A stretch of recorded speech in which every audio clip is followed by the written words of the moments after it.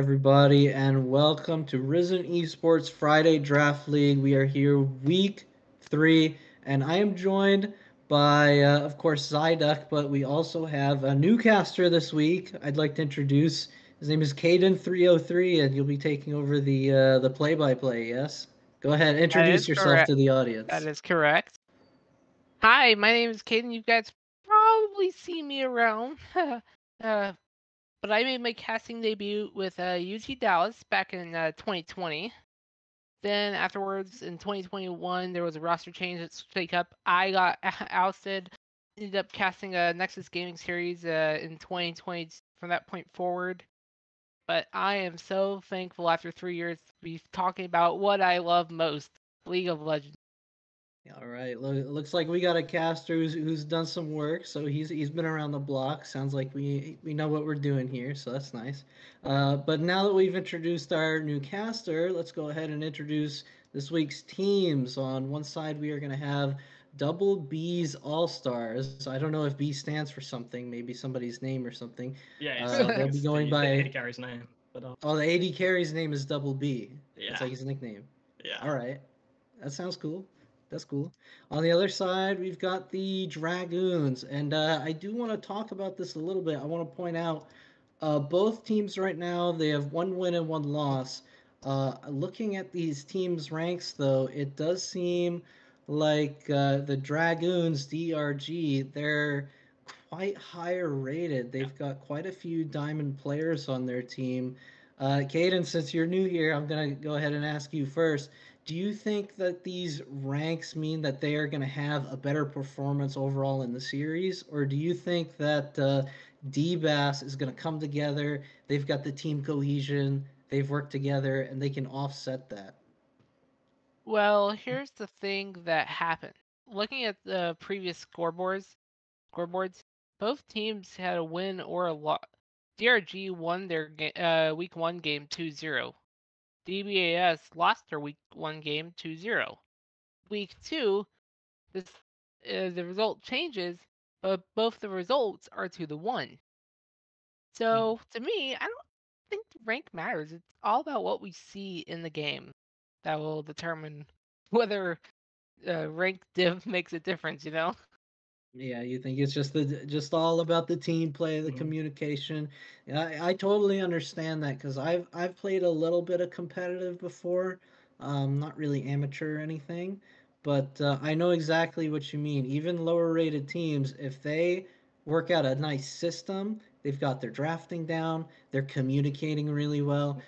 The solo queue, it's out the window. Solo queue is more about not tilting and solo carrying and all that. But Well, a really nice team, they can band together. I know what you're saying. well, I'll, Would you? I'll also go from my previous experience too. In collegiate, my team this past fall and spring semesters in CLOL play, a lot of our Mhm. series losses were 0-2, something like that. We've still got some work to do, and the only wins that we've had both semesters were by FF. So I think my coach is gonna yell at me because she thinks that, oh, Baron is not important. League of Legends is an objective game. It's a numbers game.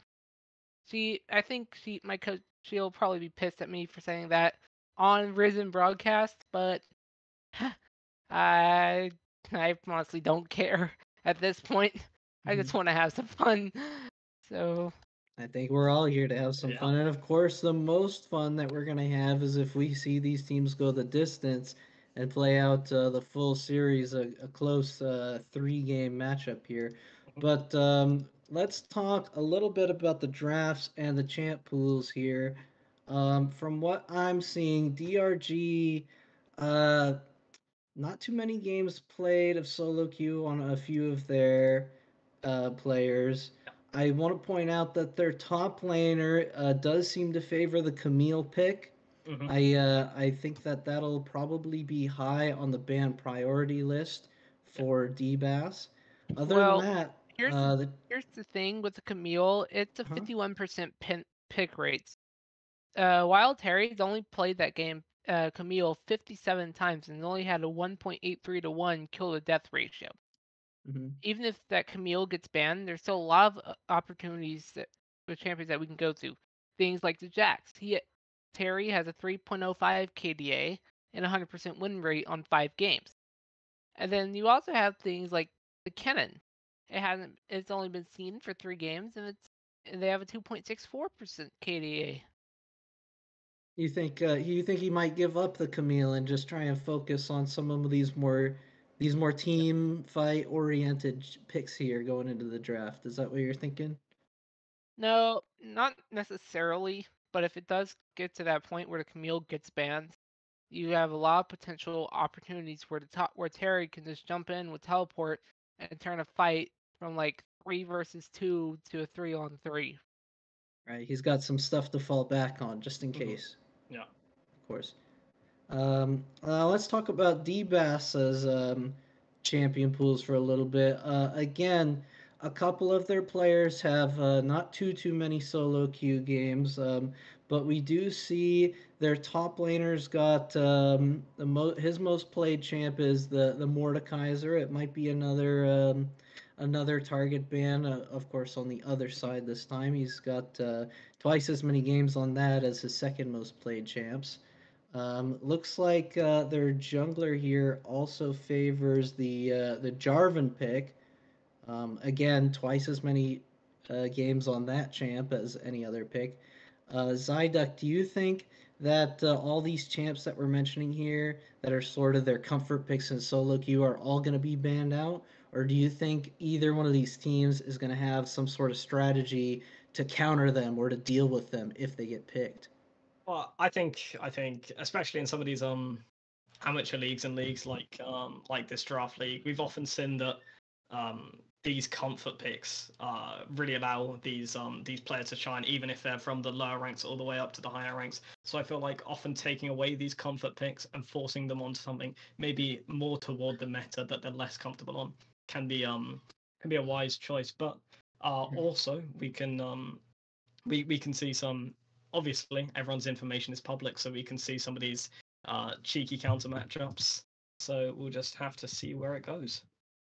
Yeah, definitely. That's a good point. Is that everyone's OPGGs, Mm-hmm. of course, they are always available on the draft league form. We can see everybody's accounts here. We can see everybody's champions they pick in solo queue. And when people play flex queue, we can see that too when people are Yeah. practicing together. So that's one things that teams have got to keep in mind throughout the season is that we can see what y'all are doing. So. I do think we are going to be getting into the draft here in just a minute. Um, we're not quite there, but anyway, I do think that the easy thing, of course, is like you said, to ban out these comfort Yeah. picks. Just stick these people on champions that they're a little less comfortable Mm-hmm. on. I've seen it all the time in comp and solo queue. You get people on champions that they don't normally play or maybe on a class that they don't normally play and they fumble the plays or they're not quite sure where they need to be at what time. Mm-hmm. So I do think that we are going to see a lot of these comfort picks brought up, banned out. But it is going to be interesting to see what happens going into game two and potentially game three, because of course, as the games go on and the teams sort of get a feel for each other, the bands do evolve over time. So Mm-hmm. we are going to see what happens there. But Even I've seen that in my collegiate games where we've seen the bands evolve.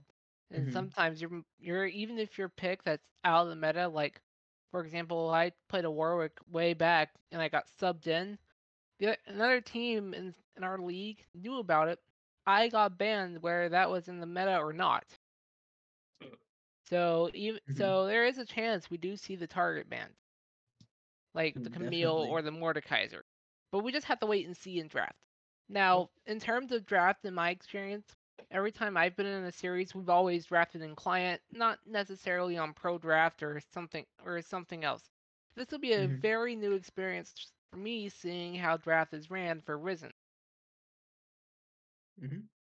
Um, Man, we got to get draft going. I'm running out of things to yeah. talk about. Anything either of y'all want to talk about before we get into draft? Because I think we are going to start in a minute or so. Both teams are a little bit of hold um, up here, but. That Wow. person, I'm a little sick today. You know, I woke up, my throat was killing me, but I got some stuff from the grocery store. It's called Chloraseptic, not sponsored, but that stuff really works wonders when you spray it in the back of your throat. Um, man, Yeah. I mean that's good stuff. You guys have any shout outs to any sick medicine products that you want to make? Not sponsored. Ah, yes. I was gonna get some steroids for my eye. I've had a few problems, but in the UK there was a supply chain issue, so I'm not gonna shout them out. It's actually kind of a Oh man. disgrace, I think. So Yeah, I mean, I feel ever since COVID happened, there's been supply issues all yeah, over the place. It's kind of yeah, wild. I mean, I go into work and my bosses are talking about it. I mean, it's hmm crazy stuff. yeah. I think we are seeing the R's firing off in draft Oh in the yes, lobby. the So I didn't know, we believe. already have our first ban, by the way. It's gonna be Oh, Gragas on from Double B's All Stars. all right, Definitely, swing it over to ban. draft. This was not a ban I was expecting. I mean, Gragas over the past God, like half a year has been terrorizing, and he's just been avoiding those nerfs over and over in those riot patches. It's very strong solo laner, can go in top or mid and can dominate. Zeri being covered as a ban. Yeah, you've said to me in the past that Zeri Mhm. is a stack shiv, and that is in the meta. It's Camille the does get Camille ban. banned. Yeah, that is a target ban. Hmm. I said it can target bans can happen, and it did. Yeah. Alright, so this Zeri meta, she got nerfed and nerfed again. The Triforce interaction got nerfed off in the most recent patch, and people just decided this static ship item's quite OP. Why don't we just build full AP Zeri? And that's what they did. This Varus is also another one that can abuse the static ship, and Nivea Bandaway. I don't understand what the Nivea ban is, but I do believe that Double B is getting targeted by these bans. Yeah. Zeri probably in the meta. Hmm. Varus, I'm seeing every once in a while in Yeah. solo queue in the lower ranks, but I really don't think it's a meta pick per se. Well, But it I does think have a lot of range if you get into a mhm, team fight, like team fight over the yeah. dragons, over barons. Yeah, that's gonna be a misfortune ban too. Hmm. So yeah, Double Yeah, it's a B is triple gonna get AD carry targeted ban. here. Triple AD carry ban. I think Double B is yeah, he's the captain. He's the one of the most dangerous players on this side of Double B's All Stars, of course. So they're just showing a lot of respect towards him, saying, we want to get you off one of your comp 80 carries, and Maokai is going to be the first champion locked in for Double B's All Stars. Okay, so Maokai, I've just played a solo queue game before cast. Where I saw the Maokai go is jungle. Do I Yeah, expect it to go jungle this game? Maybe not. Maokai can be flexed between top, mid, and no top, jungle, and support. So Maokai can still go a lot of places, and that's gonna be Jarvan being covered. I can't wait to see. Yeah, that's gonna be locked in with and the Kaisa Kai'Sa following. locked. Hello. Yeah, the Kai'Sa is certainly an interesting one. It was strong coming into 1310 with the Gwynsu's Rage Blades being all the rage, but we can also see crit builds coming up, the IE and the Gale Force, but it's a bit off meta now, so it's maybe a bit of comfort on the side of Dragoons, and Jarvan locked in, which is the most comfortable champ for Annie? Echoes of War. Yeah. I Yeah, mean that this Annie's gonna be locked. mhm. We don't. It can go mid and support. Yeah, Support Annie's a little bit of a new trend, but mid is our common position. I believe it's likely to go mid as this is another one of the comfort for the mid laner of Double B. Gotta wait more seconds here to see what the blue side pick is for Double B, and Lucian it's locked gonna be in. a Lucian. Okay, so we don't have a jungler for Double B. We already know a jungler for Dragoons, so I believe most likely I it will be the Maokai into the jungle. It's the only place it's really sin nowadays. It can be flex and there's still a flex opportunity, but I'd expect Renata. a Are we? ooh Is this gonna ooh be? Is this going to be locked in? Yes, it Yeah. is going to be locked. I think we're going to have a banger match right now. We're already in the second ban phase, so Yeah. It's is looking like it. Renata a common pick in the meta I right now? I don't believe she is incredibly common, but she has little synergies with Kaiser, and also Double B are trying to walk forward, and Renata Glass is great at pushing them away and funneling them all into one area. To get the Jarvan engaged and to get this follow-up CC, and they led team fights. Both teams seem to have a clear plan of action coming into this second ban phase, and Nami's banned. I expect Emilio to be banned here as well, which is the other strong pairing with this Lucian. But maybe they want to focus ban towards the top side. Maybe this Mordekaiser to be banned away. The Yeah, pocket pick, as we said. it's still up, so it Mhm. can go either way. Although the Ori ban Right, here's the Emilio it ban. surprised me. Yep, the Emilio is now banned, and And that's gonna be Shax Jack. on the other side. So both the mid laner and the top laner gets targeted here. We still don't know what those picks are, Mhm. and whatever Dragoons R5 is to counter, so we don't know what who their counter pick will be. And as Nico does get locked, she did get changed in Yeah, she's been patch 13.11, I believe. So she's been running a lot of havoc on the Rift with those sneaky little plays. She turns into a minion, then she can AOE knock up all 5 people with flash rocket bow. It's last split, honestly, if I recall correctly, that Nico banned permanently, so by disable his knowledge does get picked up. So it's not an enchanter support, but you can catch Renata, and there's your first blood. yeah, it's.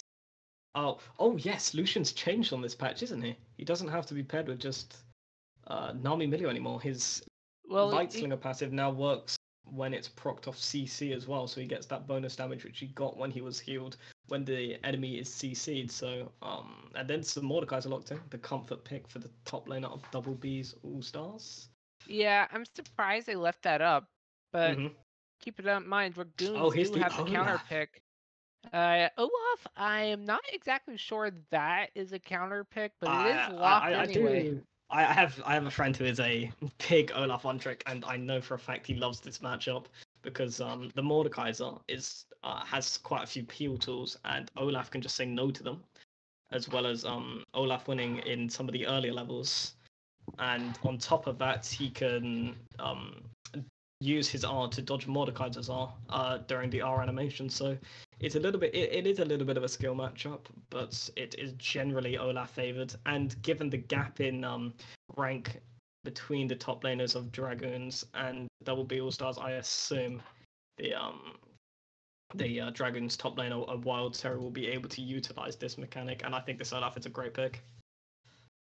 Well, now we are entering the client draft. So this is something I'm very familiar with. Now the question becomes, where are all these picks going? Mordekaiser, we know that's going top. Mm-hmm. Olaf, we know that's going top. Yeah. Nico could be the support in my experience. Nala's Yeah. could be the support. Who? So we just gotta Um. have to watch drafts, kind of see where everything goes. I Maokai, think. we're expecting jungle, but Mhm. but the Maokai and the Mordekaiser could flex. Yeah. They are just speeding through the draft right now. So I think they so I would just expect for it to be Marco Jungle, Mordekaiser's top, Nautilus support, but I do think there is a problem when looking at Double B All Stars draft. They are very heavy on the CC and the AP, which means incredible Merc Treads value, and incredible value on items like more of Malmortius for that Jarvan, for the Jarvan and the Olaf that like to pick those up. And so I think when you scale into some of these later team fights, which it looks like Double B wants to do, Dragoons will favor heavily off all this magic resist, and honestly, I'm favoring their draft heavily right now. yeah, we just have to wait and see where everything is going. Yeah. Just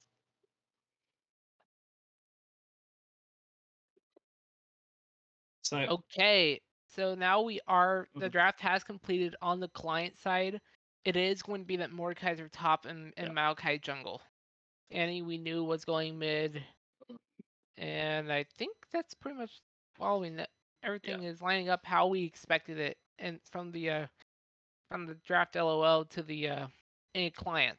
But Mordekaiser and Maokai were the two picks we were sort of unsure about, but now my Mordekaiser we kind of had an idea. We just weren't exactly sure if it was going to be picked up for that or not. But now we do know it's going to be Mordekaiser top and Maokai jungle. Yeah, and I think it's all eyes on this bot lane matchup here. It's going to be this Lucian and Kai'Sa matchup is it's a very aggressive one. They will be fighting a lot early with this Nautilus, looking for some cheeky little hooks, and this Lucian dashing in, and it will be exciting to see how that one goes. I think, honestly, whoever gets ahead in this bot lane has a high chance of doing things on the map and maybe even securing the victory. So we'll like to see how that goes. I want to see both the junglers pathing down, as I think it's the most influential lane. Do you have any opinions on the draft? I honestly think it's going to be the Nico that will be causing the problem. Nico, that she did get a rework. Yep. We just kind of have to wait and see how that rework is going to play out on the Rift. First time I'm seeing it in even organized play. I haven't been watching LCS lately, but I did see there was something about the LEC where Melio was getting banned out pretty much every game. So yeah, this Nico all around the world, and especially in Draft League last week, caused a lot of mayhem. We saw 3 great performances on the champion, I believe, from our stream last week on this Nico champion, and seeing it picked up again means that there's bound to be a lot of action, a lot of excitement. Any final thoughts on the draft before we go to break?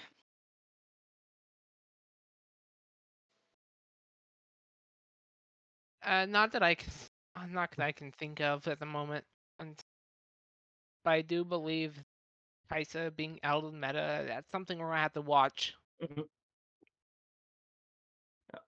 So I think we're about to head to break. Stick around for just a couple minutes and we'll be right back.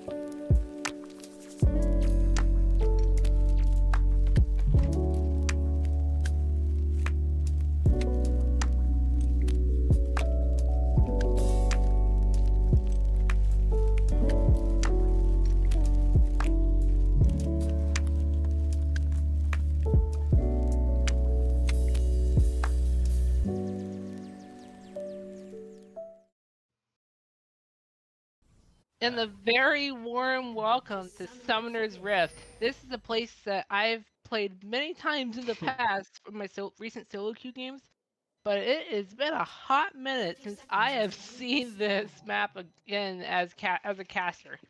I am very excited to be where I belong. So it looks like both teams are. Yeah, we're seeing a little sack of the boat burst. They are somewhat scared of an invade, I believe. But Olaf is now walking back to top side as we see a 5-point cover from the side of the how do you say it? D Babs or something? D Bass? Not sure on that one. Yeah, so it's But it is looking like red Dragoons are going to be starting blue side. Yep. And WB's going to start on their red buff. Pretty standard stuff in terms of jungling. This is the 132nd mark of the game. Something that we like to call a leash. You're just giving you're leashing the jungle creep by just giving them some auto attacks. Dragoons off to a very early start. We are off to the races. Yeah, it's looking at the items right now. It's nothing too fancy at the moment.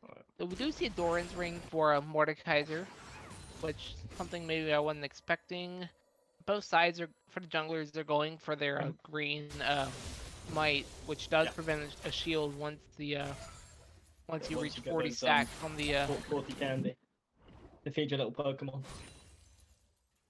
Yeah, it's both junglers looking like they're going for a full clear into the top side, so not what I expected or predicted at all. They're both gonna try and get this level 4 and then try and make an impact on this top lane. I think, yeah, there's bullying happening in the top lane from the side of Wild Terry.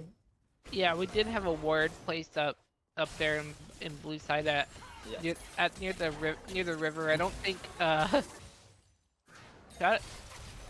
This is where. Oh, here comes an engage, and that is gonna be a flash. And the ignite onto the. It's gonna be the Nautilus flashing away and the ignite from the Renata. Yeah, it just felt a little overeager from the side of Draka trying to hook onto that turret, but there is a HP advantage on the side of D-Bass. In this bot lane, they're getting that push and they're going to be able to get this early recall. You're really looking for that 1,100 gold spike on the Lucian to see if you can base and try get to those to a separated Dirk to really try get this damage and impact in the lane. I'm curious to see what item these AD carries go. Whether it's towards the static shiv or sometimes you see you can see a variety of different items. Looks like we do have a gank coming in for Dragoons onto Double B and Drakas. Oh, they are getting away. Here's a beautiful flash. That's gonna be a knock up onto the Nautilus. Taken down to blow it way lower than I expect to go. That's first blood to Dragoons. It's a beautiful flash forward from Renata there to catch the Nautilus, and that is going to drastically change the lane. That's 300 gold into the pocket of Kaiser. They're gonna get this shove in. They're gonna be able to recall. And it's sitting pretty for the bot lane on the side of the Dragoons. So yeah, it's gonna be an Ocean Drake coming up in 40 seconds. We're still quite a long ways from the Baron, though. Rich Herald is coming up within 3 minutes. Although Jarvan's coming back for another gank. He's just gonna take a back. Oh no, he canceled his back. Yeah, he knows Lucian's low mana here, so he's seeing if there's an opportunity to maybe dive on this turret, but I think the HP bars are too high. Yeah, if you toggle the vision, you will see that blue side has Double B's All-Stars do not know about this gank. Yeah, okay, both sides are going to be taking back. Oh my goodness. That is a 1 HP. How did Mordekaiser get away from that? Yeah, I don't know. I feel like that was a slight misplay from a wild Zeri there with Flash Ghost up. I think that should have been a solo kill onto the Mordekaiser there, but it's still going to be incredibly punishing. 20 CS. And he's being taken to below HP, to half HP. is still surviving. Oh my goodness. That is backing away, but here comes the rest of the team. Right, Doublebees All-Stars trying to collapse onto the Nico. Oh, that's a beautiful Hex Hack. Hook connects onto the real Nico. Nico does have the flash. That's going to blow a half HP. Half HP. Gordo's ult coming out. Does connect on the 2. It's going to be the end of the trade. And the jungler echoes there could smell something fishy up in that mid lane. They sensed almost that Nautilus missing from the bot lane was heading up to the mid lane along with the Maokai, and it was a great read to help bail the Nico out, who would have surely died without that help. Great turn, great mechanics to survive that gank from Nico and Jarvan. Yeah, the dragon is up. It is an Ocean Drake. Ocean is one of the better dragons that you can have on first Drake. Cloud maybe not as powerful. And it looks like Dragoons are severely thinking about dragon pinging the skull crab. They know they want this dragon, but as Drakus does get spotted by a ward, so Dragoons are well aware that they are being ganked on the dragon. But here's the dragon getting started right up as Mordekaiser just dies in top lane. Wow, and the dragon plays just falls apart. Oh, there's a beautiful flash. Oh, that combo does not connect. Flag and drag combo does not connect there. It doesn't matter. Flash was burned. All too much in the scheme of things. They're just going mid to try to get pressure to make sure the Annie can't rotate out, and they burned the flash on the Maokai and the Annie in the scheme of things, which is going to allow for this Drake to be rather free for them if they decide to take it. There's a wave pushing into the bot turret here at level 1. Yeah. The plate does go down, but the gold is not collected from Doublebees All-Stars. I don't know if that's a mistake based on the rank differences, but they are waiting in this bush. Dragoons do not know. Oh, that is going to be a hook. There's 6 on Lucian. Oh, Renata just got bursted down to death. Down she goes. As that is going to be the Lucian ult coming out. There's a flash onto the Kaisa. Kaisa doesn't have the back. But Dragon is still up. Doublebees All-Stars are rotating for it. There's a danger ping coming out. Dragon is getting started up. There are a bunch of wards around here for Dragoons, so hopefully they do have some way of knowing that this is happening. Scuttle Crab Vision has expired. And it's going to be at 3,000 HP, as we do see a trade up in the top side. Mordekaiser has to use his E. Dragon goes down, and Mordekaiser just stands still. Down he goes. Oh, Terry. That was a emote. Oh, yeah. I feel bad for him. Gotta feel bad for this is a bit of demolition on the top side, as with a Vamp Scepter and a pickaxe, is that going to be a Blade of the Ruin King built on the Olaf? Ooh, we'll have to watch for that. Yeah, there is a Shelly is at half HP. It is being started up by Dragoons. They do have a lead, so there is no reason why they shouldn't be doing Shelly. So we do see another trade coming out. Oh, that's gonna be the Olaf ult coming out. Oh, he's just dead again. Mordekaiser has to run out. No. He is down. Oh, no. That is unfortunate. I'm sure many people have experienced this. When an Olaf gets a lead like this, does connect onto the root. Mana. Terry is in trouble. Oh, does get smited. Stays alive. Jarvan secured the Rift Herald here. It's going to try, I would assume, either break down this top turret or funnel some more gold into this Nico here. As he's just clearing up his top camps. Actually, I assume Olaf will be able to secure this top turret on his own in the next few waves. As he's basing now, he has the gold. I want to see what item he decides to purchase. Well, my thinking is the Rift Herald. Oh, Ravenous Hydra. Ravenous Hydra. Oh, I honestly forgot about that item existing. It was completely busted on release. But then well, on the rework anyway with the 40 stacks, and then it's kind of fallen off prevalence. But I guess Olaf is one of the champs that still really tends to enjoy it. So Ravenous Hydra picked up, and that's a massive spike onto the Olaf.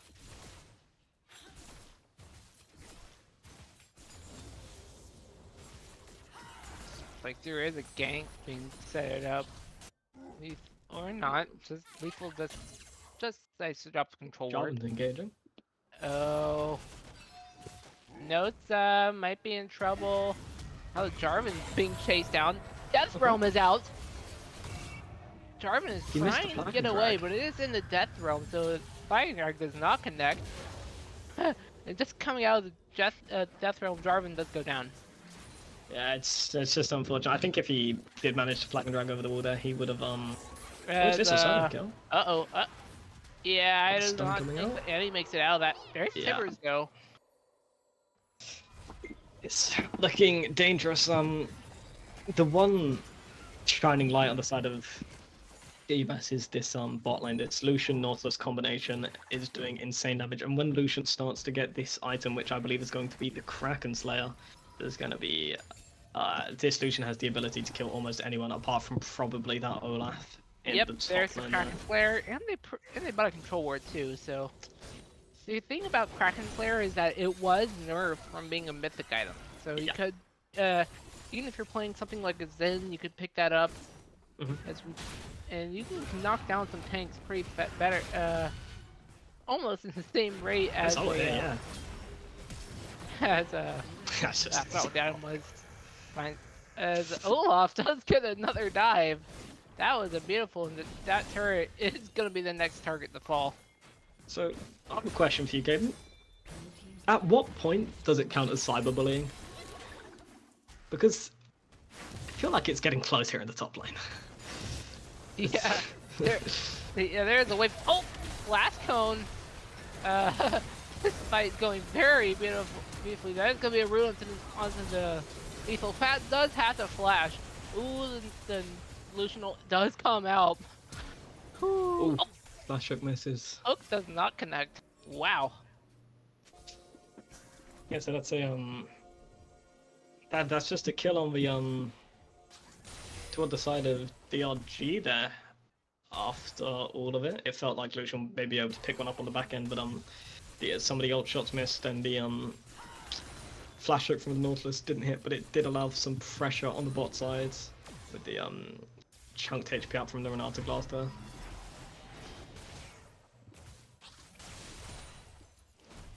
How much time does how can we see how much time the Herald has left? Oh, it just timed out actually. So the Herald will not be placed on the side of DRG. Oh, that's gonna be unfortunate. Yeah. So I think we'll have to wait for a little bit longer to see Shelly get played, if at all. Yeah. Oh, plate did go down, bot. Oh, did they manage to get it down? Yeah, it's not. Now that turret's at two. Cloud Dragon is up. It's the Clouds, and it's gonna be procs by the Maokai. Dragon is on for double B's All Stars. They want to play for objectives, not play for kills. As Annie might be in trouble here. I don't think they quite have vision on her. I think that's just unfortunate. I didn't toggle the vision. Yeah, Dragon is at half HP. Here we go. It's gonna be a 3-on-4. A 3 against 2 in drag. Oh, there's a beautiful knock up route. Dragon gets stolen. Dragon gets stolen. That was beautiful. Because as Maokai does not make it out of that play. Yeah, Maokai was just almost forced out the pit, forced into the fight to engage to peel for the AD carry at the bot lane, which was slightly mispositioned on the side of D-Bass, and Java just managed to come in and clean up that dragon. So well played overall, good team fight on the side of DRG, and they're looking to shove in this next wave. A static ship has been picked up from the side as there's an engage from Annie. Uh-oh. It was hits. Yeah. Oh, that is a flash. Not does not connect onto anyone. The Renata. Lucian and the Annie are down. Ooh, Nautilus does go down to 3 for 0. So now the call is to push onto this turret here. As Maokai's just gonna try defend this wave. It felt a little bit overzealous from, is that U-Buys? I'm not quite sure of the pronunciation at the start of that fight, ulting into the melee range of the Nautilus to get free hit by the Lucian, but a great bailout coming in from Renata. Now the Shelly is back, ready for taking. As I think the Kai'Sa managed to get out of that fight, stayed alive. Yeah, and this gold lead is growing to I don't 10k think here. I don't think she really knows the Rift Trail's being taken. Well, now he will. Shelly does get picked up, but Mordekaiser can't really do anything about Shelly right now. Yeah. There's seeming to be less and less ways back into the game on the side of D-Bass here. Their only hope, Lucian, is looking a bit lost in team fights from time to time, and seems to be getting out team fight by U-Buys and the peel coming out from this Nico and the Jarvan to protect this Kai'Sa. It seems almost insurmountable from this Lucian, but they did collect the turret bounty, so that might bring them back. Yeah. 31.7 gold to 23, so about an 8k gold difference. You can still get back into it, but that'll be a challenge. Yeah, it's a real uphill battle. I don't want to count anyone out, but it is starting to look toward the lost side as Olaf is just gonna run in here. Jarvan is alone. Olaf does dive in. Oh, he stays a lot. Managed to stay alive through that. That's gonna be a flash. Olaf doesn't make it out. Oh, Jarvan gets bursted too. Double B goes 2 for 1 in that fight, and Annie does fall in mid. No, just as I was. And now we do see the Nico in trouble. Oof. Nico does fall. The fight ending up being 2 for. I think it's 2 for 2. Although it is showing 3 for 1. No, it was 3. Yeah, I believe it was 3 for 1. It was Annie the only one falling from the side of Bass, and some big bounties being picked up on this from their side with the 700 with the 1,000 gold bounty, sorry, on the Olaf, and the 400 I believe it was that was on the Jarvan there.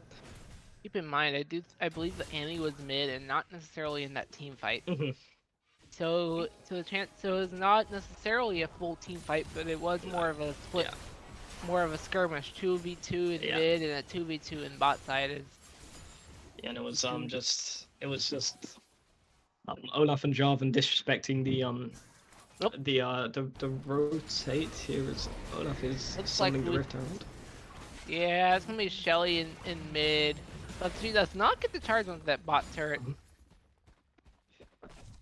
Shelly is now pushing in onto the mid tier, onto the bot tier 2. Yeah, they're gonna get the charge. Yep. But here comes Dragoons. Shelly does fall. Not ult does connect on the 2. Annie gets bursted in bot. And Nautilus is on the wrong side of the rift, goes down. Turret takes the Kai'Sa to 1 HP. She gets out of that. Yeah, and the RG is just showing that even though they are they can maybe make a blunder on one turret dive, not respecting the rotate, they will not make the same mistake with this Olaf still being incredibly far ahead, even though the bounty went over.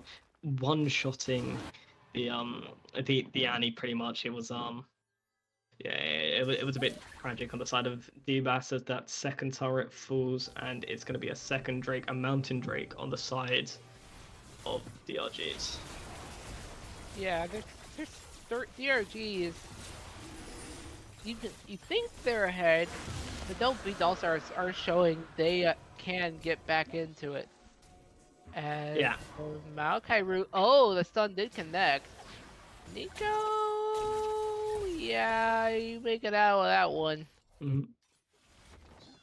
Yeah, but the only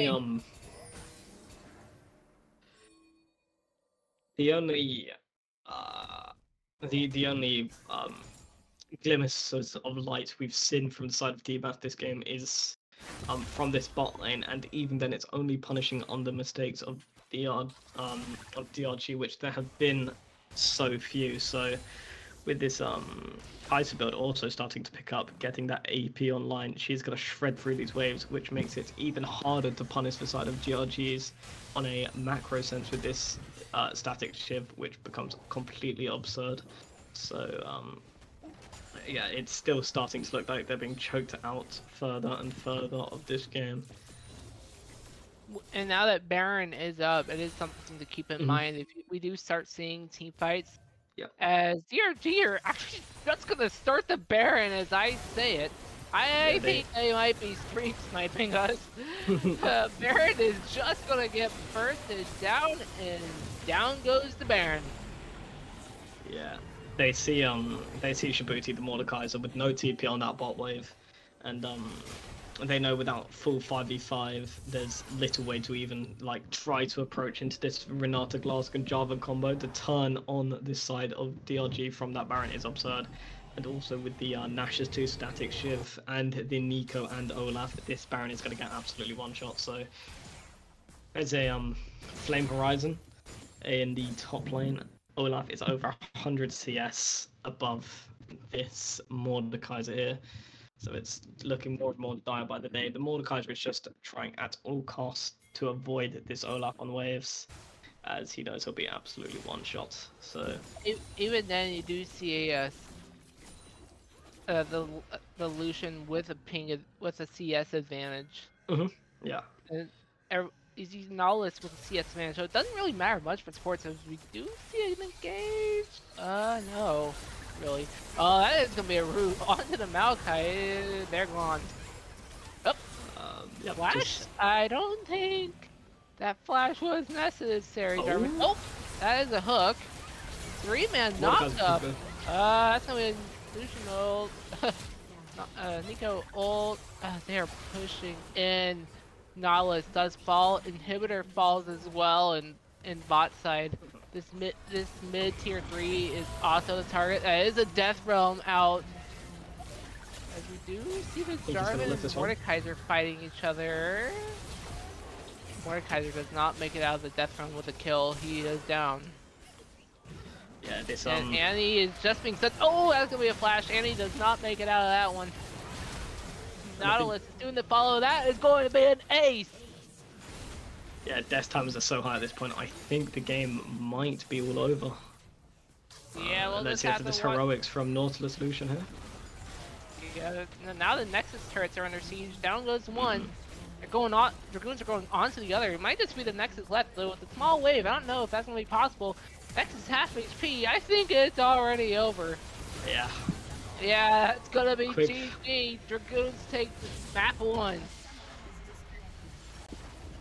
It's a certainly quick first game from the side of the Dragoons there. It's just a dominant performance from the top lane, and even though there was glimpses of hope coming through from Lucian on the double B in the bot lane, it ended up all amounting to nothing. They were outskirmished by this Olaf Jarvan Nico combo, and the Lucian never really got an opportunity to do anything in the game there.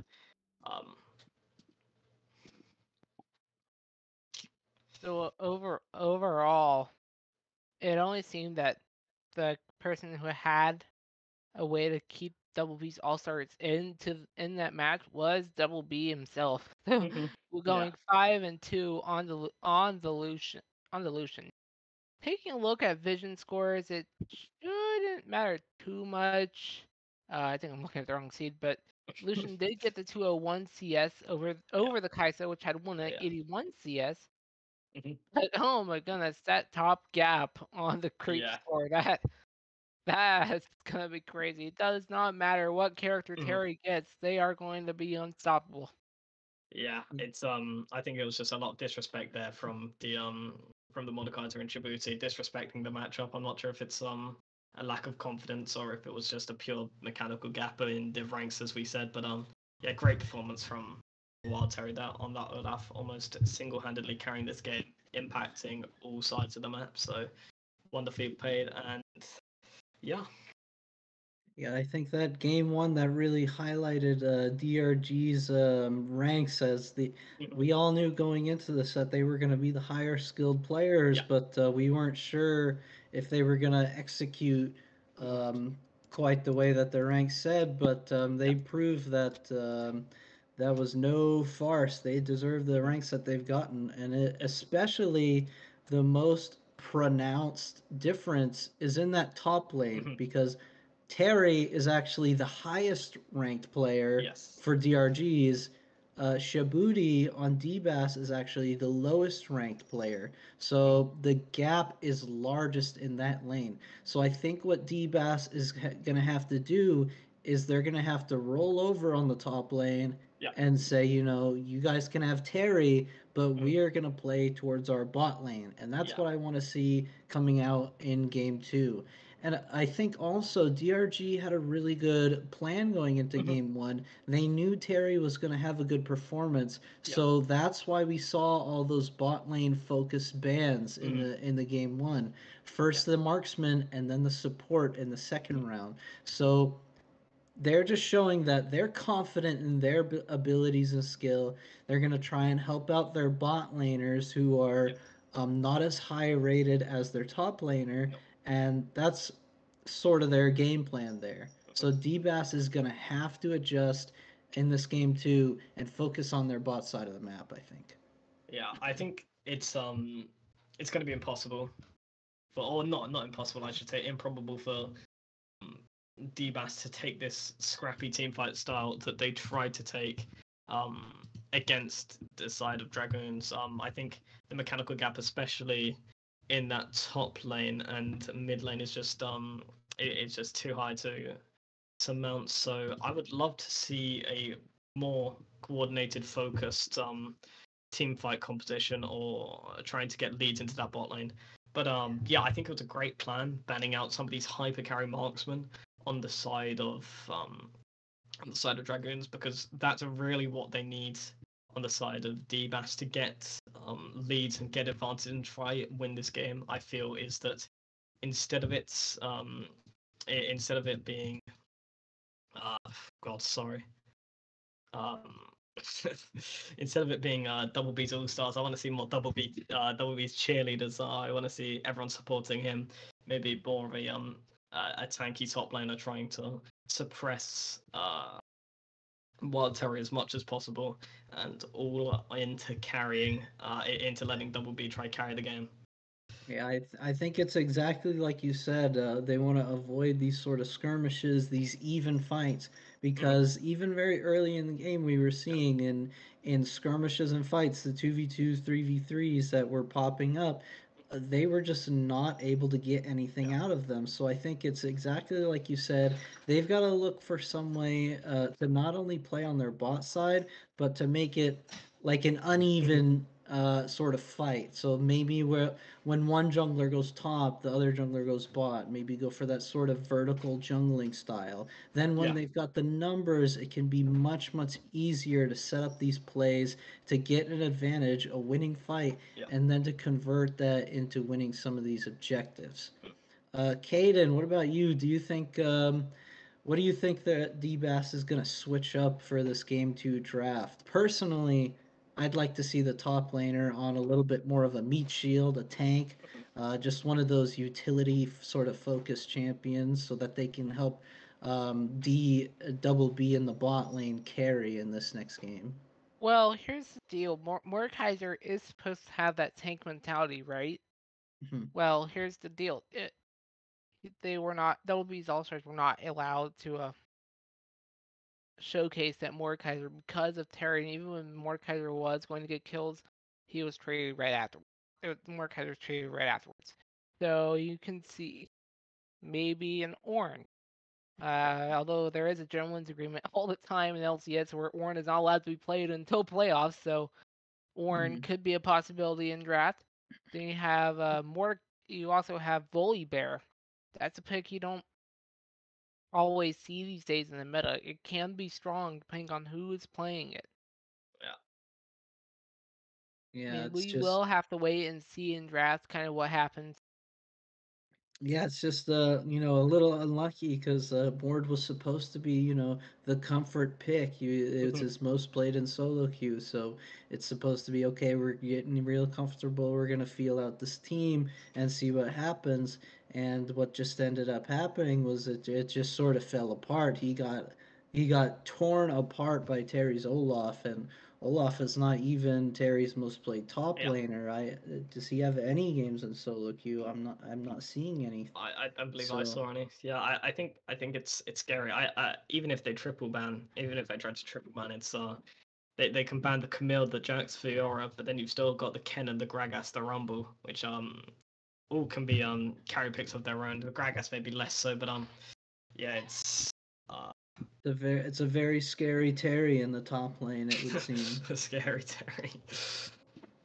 Uh yeah, it's I think a lot of their game plan needs to be making sure Terry doesn't get as big of a lead as he did and getting more carry centric AD carry onto the onto double B there. Maybe something like the Aphelios maybe is one we see quite often, or the Zaya even rather than the Lucian, because the Lucian, although it can be great, it generally requires squishier targets, and it requires leads garnered to do that one shotting we see that we are on these 1-2 item spikes. So, Yeah, so I think the two options are either they draft a very sort of standard team, the mhm, tank top laner, yeah, bruiser, jungler, mage mid, mhm, and they just sort of go for these really set up fights, or they yeah, try and play the numbers game. Or I think the other option is that they just draft a hard and fast jungler who's going to gank bot lane a lot and try and get double B ahead. I think those yeah, are of the sort of only two options that you mhm, have going into the second game. And it's just because now we've seen that DRG, their skill level is just like, no disrespect, their skill level is yeah. just It just higher, and yeah, it's just and that has a lot to do with their solo queue rank. They're just mhm, higher skilled players. yeah, So you've got to figure out a different way to get yourself ahead, whether that be mhm, through the numbers, like we said, or through something like the macro decision making, mhm, which can be really tough if you haven't studied up on map rotations and objective play and things like that. But I do think that we are just about to get into the draft in a minute here. Um, so that's what I want to see coming out of DBAS in game two, if they are going to have a chance at winning this next game. yeah. Any Yeah. more points from you, Ken? Now before we get to the draft? You think Yeah, DRG can change anything up? I honestly do not think DRG will change anything except maybe getting targeted in the draft by Mhm, a Double B's All Stars onto Terry. It does not matter what Terry plays. They still have a mhm, lot of options. My coach, I don't know whether she's actually here tonight on the broadcast, with us, but she has stated to me you want to focus your champ pool down to where you have like five options, and not like 10 plus. Hmm. But it turns out we are seeing ours firing, and here we go yeah, into the draft. LOL. Here it is time to get back into draft. And that is going to be yeah. The Zeri Zeri being bands covered. I should want to Yeah, see. Yeah, it's Zeri Zeri bands. does get taken away. Yeah, and I think there's nothing wrong with the triple 80 carry band that Dragoon had going on here. I think it's yeah, the Ooh, bar is quite low. Gragas. Yeah, Yeah, it's going to be the Gragas band. yeah, he's certainly a big boy. I think it'll be a very scary pick to get Wads program, because Gragas, when he goes even, he can be very disruptive in team fights. But if he gets ahead on one of these AP builds, it can one shot your team and it can be devastating. The Anivia band away, they're not looking like they're going to target this Olaf. I think it's going to be a run back of the same bands. So I would expect something like a first pick Olaf, unless they want to let that top laner run all the way through the draft. Gotta wait a couple more seconds to see what that Mm-hmm. third ban is. Yeah, I believe it was Misfortune last time. It's going to be Oh, Kai'Sa it here. is going to be the Kaisa getting rid by WB and the Ori. Okay. Kaisa was not necessarily the problem last Well, game. well, well. Well, it might It have was been Dragoon that Dragoons. played the Kai'Sa last game. It was So what are they scared about? Double B picking it up on red side? maybe they just think it's just like one of the strongest red side AD carries. Maybe they have information we don't. As the Jarvan is locked in, it was definitely an influential pick. This early game skirmish jungler allowed them to have this skirmish playstyle that they did so successfully. So I'm very surprised to see that Jarvan picked up. I would have expected that to get banned, but Maokai yeah, is again, left back up again. But this it's time looking Double like B on red side is gonna snag it. hmm looking like very similar starts for draft. But flipped around as in they are all picking up the same track. It's just Jarvan picked up first on the blue side, and Neva picked up here. So it's a Okay, so that's Neela an is interesting one. commonly picked as ADC, but it can be flex hmm jungle. You just have to take anything with a grain of salt. Yeah. Can it do it? It does have a chance. We just have to watch your health pools. Mhm. Even Zeri might be able to jungle. You just have to Yeah. believe in yourself on the pick. Quite possibly. And And that is going to be This is Samira. going to be a Wow, banger you bot lane. and the Samira Nautilus Nautilus? looked in here. Now, Okay, so Samira, that is a huge pick. A couple of years ago at Worlds 2020, Samira did get hovered even though she was disabled. So yeah. teams are saying, hey, we're aware that this exists. We want to Mhm. pick it? Well, we'll have to pick someone else. Because the default lock if you're on tournament realm is Teemo if you run Yeah. out of time. Um, I would. So I wonder what is going to be last the pick is going to support be pairing here. is a Thresh. Thresh. Or Okay, so there long time there was a player in the LCS who had sadly passed. I can't remember what her name was. Yes, I said her. You would have to do your research, but yeah. she was a huge Thresh player back in the Mhm. day. Made her name on that champion. Yeah. Could It's I say who the player was exactly? it's I Remelia, I believe. Remelia, yes, Uh, legendary player on yeah. on named Thresh. Glad to see that lock because It's Nico the Nico band. does get banned. And the Mordekaiser banned away here, so they're taking them off their comfort. So I'm not sure if they're going to want to give the top lane counter pick to the side of Double B Stinky here, uh, uh if they're going to pick that top laner first and get a good mid lane matchup. The Annie banned away, Ooh, which is the comfort Sandra. that was also Lissandra shown. and Annie get Yeah. banned. Lissandra might be a target. Annie, I don't. I think that, it was Double B playing it last time, so Yeah. maybe there's I think it's information comfort we in the mid don't. lane. As It's Dixer, Invicta. It's locked in. that is a pick that their mid laner has been playing a Mhm. lot of. It is a comfort pick. Yeah. Was left up for Double B. Maybe they'll have a chance with it. Yeah, I think these control mages really can dominate, and I think it is a lot of comfort for the mid lane on the side of Double B as Silas is locked in, which is Oh my goodness, that is a carry pick right there. uh-huh. On the side of Dragoon are saying, we really feel like we're a lot mechanically better than you, so we're just gonna pick full brawl and we're just gonna take the fight to you and be Renekton locked in. These are both flex picks, they both can be played mid and top. You generally expect the Renekton to go top, but maybe someone is more a fan of it, and that's a Poppy in the top lane. Hello, yeah, we do Um, have Poppy. Now yeah. I have seen it. It can be a Smurf pick.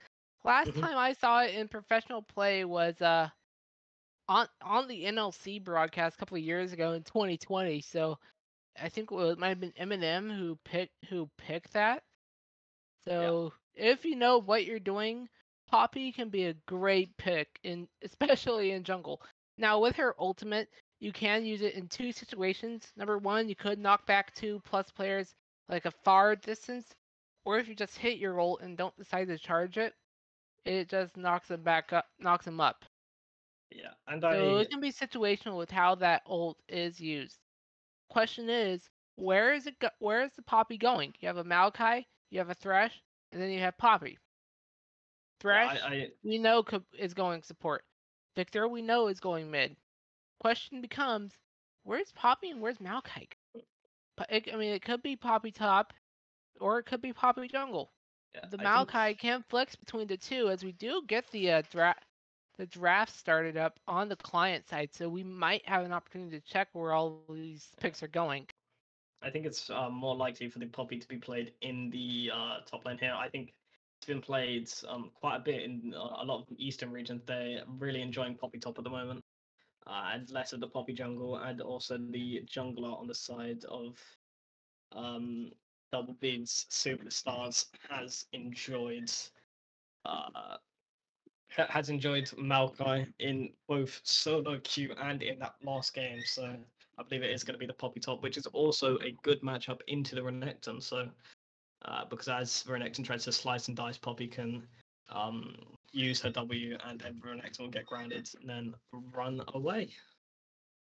So that is true. As yeah, it is going to be the Renekton top Mhm. locked in, and yeah, I believe that is a Poppy top locked Yeah. in, and Maokai is going jungle. So now we know where those two are going. Mm. Question is, how does the rest of the draft play out? Jarvan's going mid. No, he's going jungle. Silas is going mid. Mhm. It is going to be that Victor mid, as I thought. So we Yeah. know Nico, Lissandra, Annie, and Mordekaiser should be the upcoming bans. Mhm. Yep, there goes Nico. There goes Nico away. And so yeah, I think this is not quite what I'm looking for on the side of Double B, to be honest. I think they they put Double B onto the onto the to the champion of Neela, and I haven't seen any games of Neela, or many at least, from Double B's OB.GG, and also I'm not a massive fan of the fresh pairing in the support role, so I am curious to see how that goes. But on the side of Dragoon, they have gone full into this skirmish. They're trying to fight with the Samira, Nautilus, Silas, Renekton, and Jarvan. It's from the second you hit level 6, level 3 almost, it's going to be straight up fighting on the side of Dragoon. So But here's the thing: on Dragoons, they don't have a tank. You have J4, but that's not necessarily a tank. The only tank I do see from them could be the Nautilus. yeah, So I what think becomes their front line? Nautilus, Silas, J4, Renekton, maybe? I think in a composition like the one Dragoons have drafted here, it's they're not looking for a classic front to back. They're just looking for just all bruiser fights, and they have picked champions which mostly have high health bar and high sustain. They can just rule in this fight. They don't need a necessary front line to get onto this Neela Victor, as if they just flash on top of the Victor, then the team fight is almost over. Do you have a draft you are preferring in this? I think I've shown my appreciation for the side of Dragoon, especially after last game. Do you have a preferred draft here going into this game? I'm actually liking the draft of Double Bs. They have the tanks with the Poppy and the Maokai. It's just a question of whether the Neela and the Thresh get into the fight, get the kills. Yeah. I maybe see the series going all the way. It depends on how Dragoon play their comp. Yeah. Silas might be a frontline threat. We'll have to take a look at how the game progresses. But overall, I think Double B do have a chance to potentially take us to Silver Scrapes. Yeah, I think they do certainly have the scaling threat, and I think the earnest of execution is definitely on the side of Dragoon here. But if they played like they showed last game, I think it's definitely plausible for them to win. As I think we are going to go to a quick break before this game 2 starts up here. So, any last words? Let's get it on. I am very excited to see how these two comps will play. Yeah. All right, don't go anywhere. We'll be right back.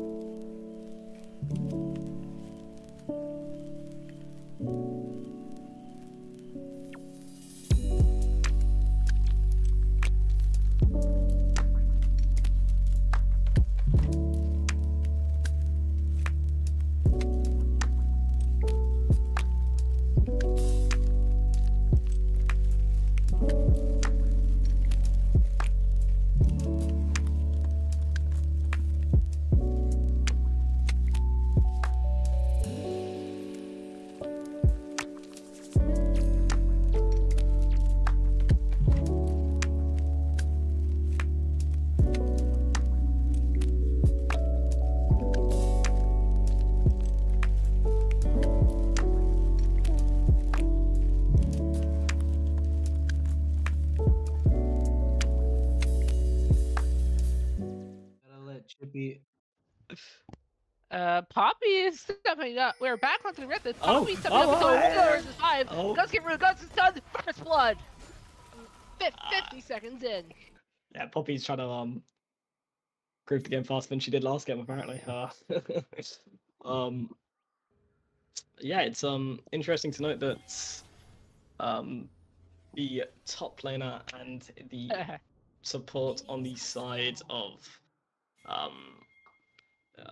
on the side of the Dragoons have swapped here. So our Wild Terry, instead of playing that Renekton, is going to be playing the Nautilus in this match, which is certainly interesting. It's maybe shows us signs of how cocky they are, as the junglers this time, instead of pathing toward that top lane, are going to be ending up on this bot lane, both starting on their red buff. So that's where the action is going to be happening with these close range melee brawling AD carries. So it's going to be a lot of 4v4 scraps on this bot side.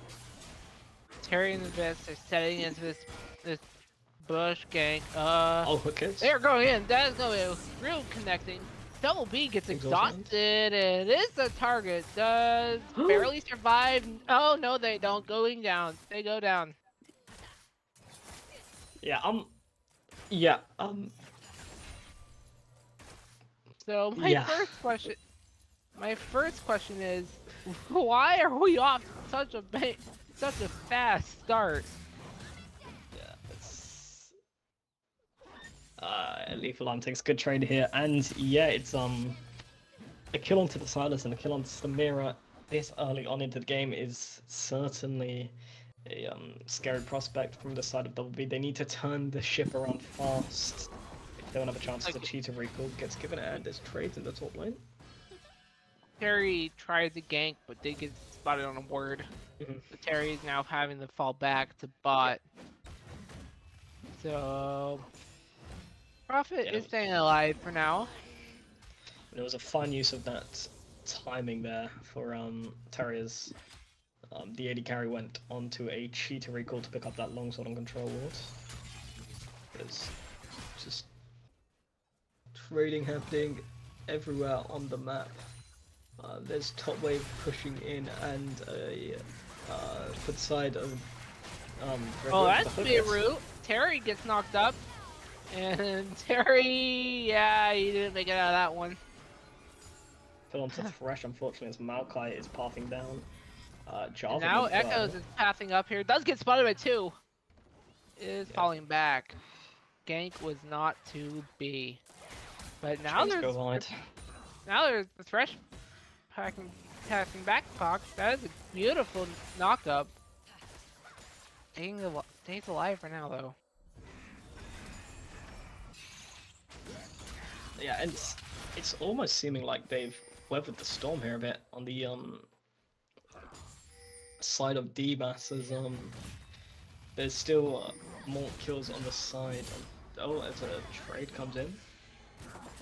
Looks like we do see another wave ping. Prophet is not aware of this gank. It's gonna be a potential 2-on-1. Prophet steps up. Let's go with the knockup.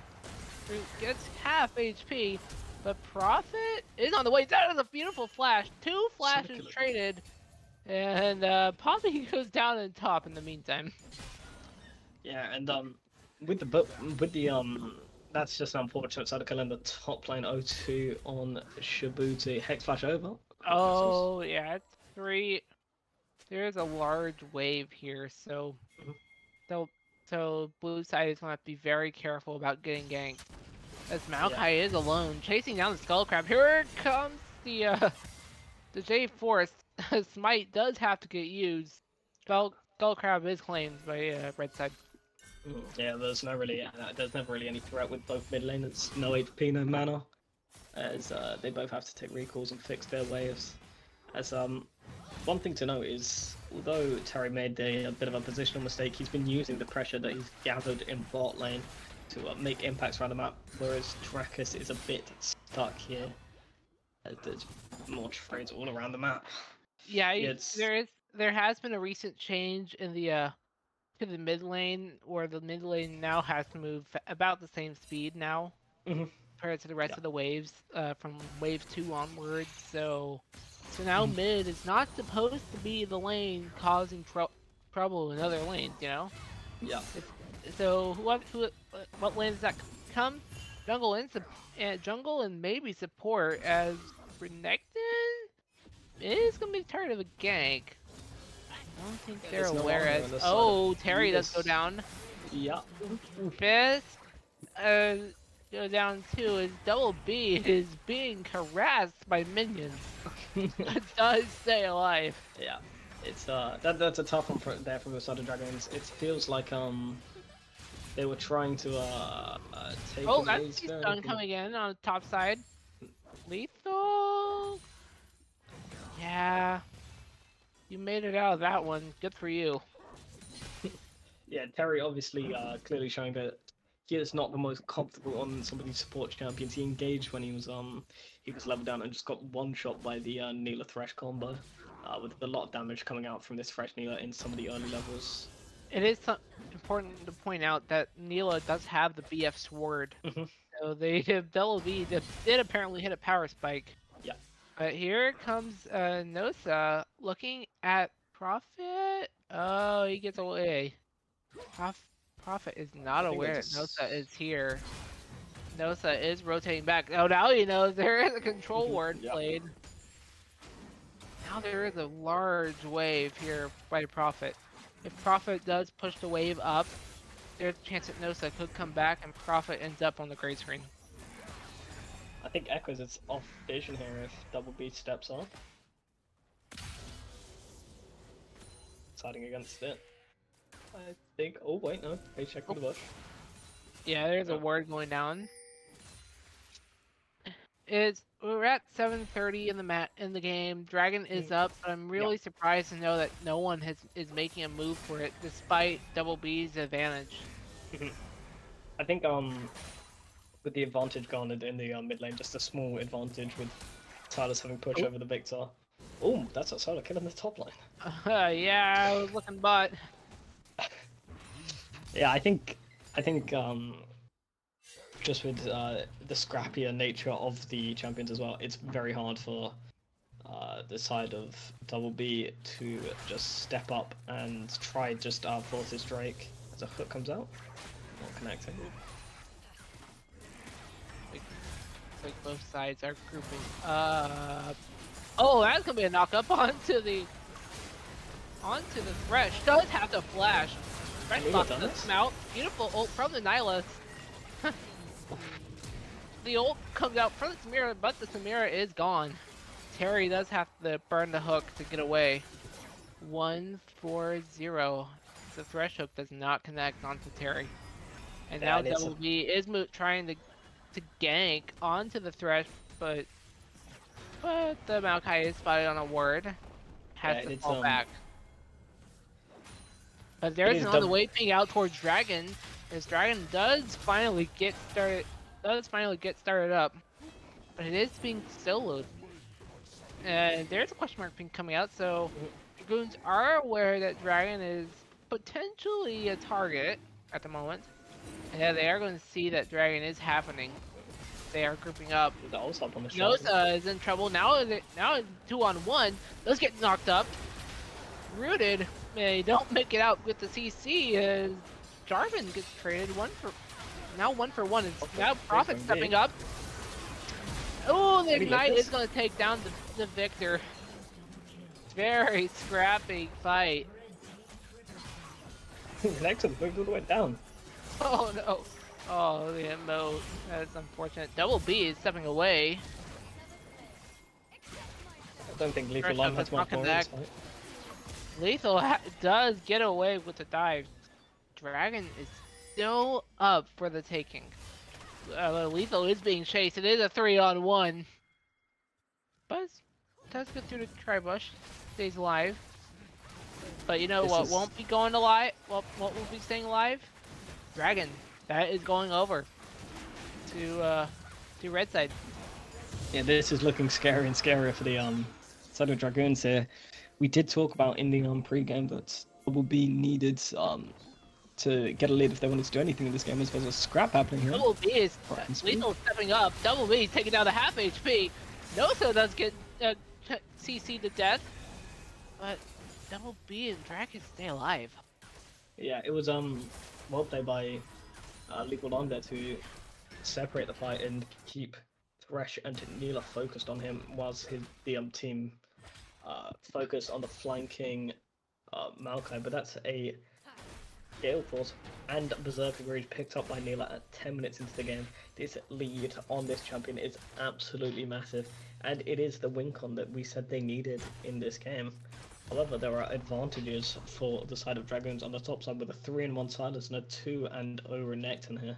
So there's leads in different places in the maps for these teams, but it's Double B that we're really looking at to be the sole carry this game. It is important to note that Echoes of War from Dragoons, despite knowing what happened in bot side, they are going to get the Herald as Sloss is just going to go down, CC to death. See you later. As here comes the Maokai, doesn't have to flash out of there, does get hacked. Going back up the top, there's the trade. Nothing really important. That trade in top falls apart. Down goes the bot side. Tier 1 turret plate. Yeah, and although we saw the massive gap from the side of Lethal, from the side of Wildtail in the top side last game, here it's Double B being 1 level up now, sorry, on this AD carry pick. So that's with the W got from the Poppy and the E does not connect onto the stun though. Poppy is at half HP. And what the Renekton is winning the trades at the moment. Yeah. So I feel that Lethal Lime need to not Lethal Lime, sorry. The Dragoons need to start moving some of this advantage they have in the top side in this Renekton and Silas, who aren't always the biggest carry champs unless it comes to these scrappy team fights, and they need to start moving it into this Samira Nautilus lane, trying to find this pick onto Double Beam, trying to grab that bounty here quite early into the game before it gets to an absurd. Shabooty got away. Yeah. Survived the dive. As probably is being pushed out. Oh, Maokai ult, nice stun. Root coming out. This is a 1 versus 1. Shelly is being dropped in top side. As Victor, I think you don't make it out of this trade. Oh yeah, you're gone. Shelly will charge and fall. Yeah, I do think the Silas is going to be incredibly impactful this game as well as a hook hits. Oh, that's really hook. Yeah, 2-man knockup. Blue side Dragoons does not survive. Here comes a teleport. Oh, Renekton burns flash. Gets smited and falls. I think the teleport that is going to be the turret too. Yeah, I don't think the teleport from Shabooty was really necessary there, but still great play finding the hook from Drakus and the follow up from the Maokai and the Neela there led to this first turret falling. It's just complete domination from the bot lane of Double B's All Stars.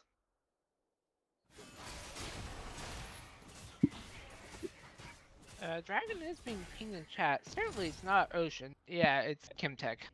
Coming up as the next Dragon in 1 minute. So it is being pinged by Double B, so they are aware that Dragon is coming. Ward gets played. That was a good ward, it gets killed. Yeah, Chemtech not always seen as the most useful dragon. Here, luckily, it's not going to be sold this game. As this dragon stacking is going to be something that the side of Dragoons is going to need to stop at some point. But currently, with how strong this Neela is about to pick up that second item, the collector there, it's not looking very likely to happen in this dragon, as they're hovering for it. Ubis and Terry are here. Terry doesn't play control word. But here comes a fight. Turret does fall in top. Oh, beautiful Poppy ult. Echoes is does survive. Terry though does not. And there's just fights all over the place. Dragon is now the next target being looked at by Double B's All-Stars. Yeah, it was a Dragon at half HP, but Echoes is here. Thinking about steal, does get bursted down. And Dragon will go over, fortunately. Yeah, I think that was just a As Prophet and Poppy are just fighting each other. Doesn't materialize anything. in that bot side jungle. I think that was just a lot of the numbers game. The Poppy moving down for that fight and Lethal Lime on the Renekton and staying up and pushing in that top wave. I don't think there should have ever been a world where Dragoons even tried to contest that dragon there in that top lane. However, they thought maybe that with their Silas's advantage, they can find a way onto the Neela and try and do something. But that's 2 items now at the 60-minute mark for this Neela. She is looking crazily scary now. Whereas the Samira is just on that 1 item. Yeah, double B's All-Stars. They've got the leads right now. Mm-hmm. Yeah. Question that, but with how close the gold is, it's only about a 2,000 lead. Mm-hmm. Yeah, it's definitely not all over for the side of Dragoons. There's definitely ways back into this game. If Double B misplays some of these fights and they find their Dragoons find their way to scrap back, it's definitely not all over as Herald is spawning and Maokai is hovering. Yeah, the next Dragon's not until 3:30, so there's still some time to room. And it's gonna be a Hextech Soul. This game as Shelly does get agitated. She is being attacked, and now Dragoons have to rotate. They know that Shelly is happening. The question is, can they steal Shelly? Yeah, I think this is a very nervy fight here for the side of They're fighting over the Shelly. Shelly goes down, and Shelly is secured by red side. Perry though, yeah, you're being aggressive, but you're not really doing anything with that aggressive. You are going down. See you later. Oh, Faubion's gonna miss there in the bot lane, as I think Dragoons know that they have to start getting onto these they have to start scrapping, and they know that their composition is built for these early game fights around these objectives. However, this turret in mid is on fall, but we will get a friend named Shelly showing up. Shelly does get to charge off too, and they get the turret. So double beats All-Stars. Might be able to push Shelly. No, backed off after the turret died, and so did Shelly. Ballooning this lane. The god lead is gonna start expanding as with those mid turrets crushed. It's gonna be a lot easier for them to shove in waves and move and start to take things like this top tier one here, which they really need to completely unlock the map here and start getting knocking down these side turrets one by one. As they need to find a way to get onto this Neela and start dealing damage to her, because in the team fights currently they are not even touching this Neela. She's going in with the Apotheosis and spinning around until everyone just ends up dead. It's quite magical to watch, really. Yeah, there is gonna be a Dragon is up in 130, about 45 seconds until Baron. So next team fight's probably gonna be around one of these two objectives, more often than Dragon rather than Baron. Yeah. But there could be a chance that Double B's All-Stars say, hey, we should do Baron at 20 minutes. Myself, I've pulled off the 20-minute Baron in my game. So it is possible. But I don't know if Double B's All-Stars have the potential to do 20-minute Baron at the moment. Well, I think with the 2.5 item Neela, this Baron will get one shot no matter when they decide to do it, and they have the tank and the Maokai there along to soak it up. As it's actually going to be the side of Dragoons hovering around this Baron. Maybe they're trying to look for some kind of flip on it. Yeah, Double B's All-Stars are painting this as Poppy does end the stun. Oh, hook does not connect from the Nihilist. Oh, that's gonna be a flash too from the Victor. Yeah. Here we go. Victor does get hacked out. Here comes the incoming teleport. Poppy's diving in. Beautiful stun onto the Nihilist as Renekton just falls in the back line. Oh, three-man knock up. Yeah. Look down. Yeah. So It's down. gonna be Oh, the 20 minute down Baron. goes. So down goes the. Yeah.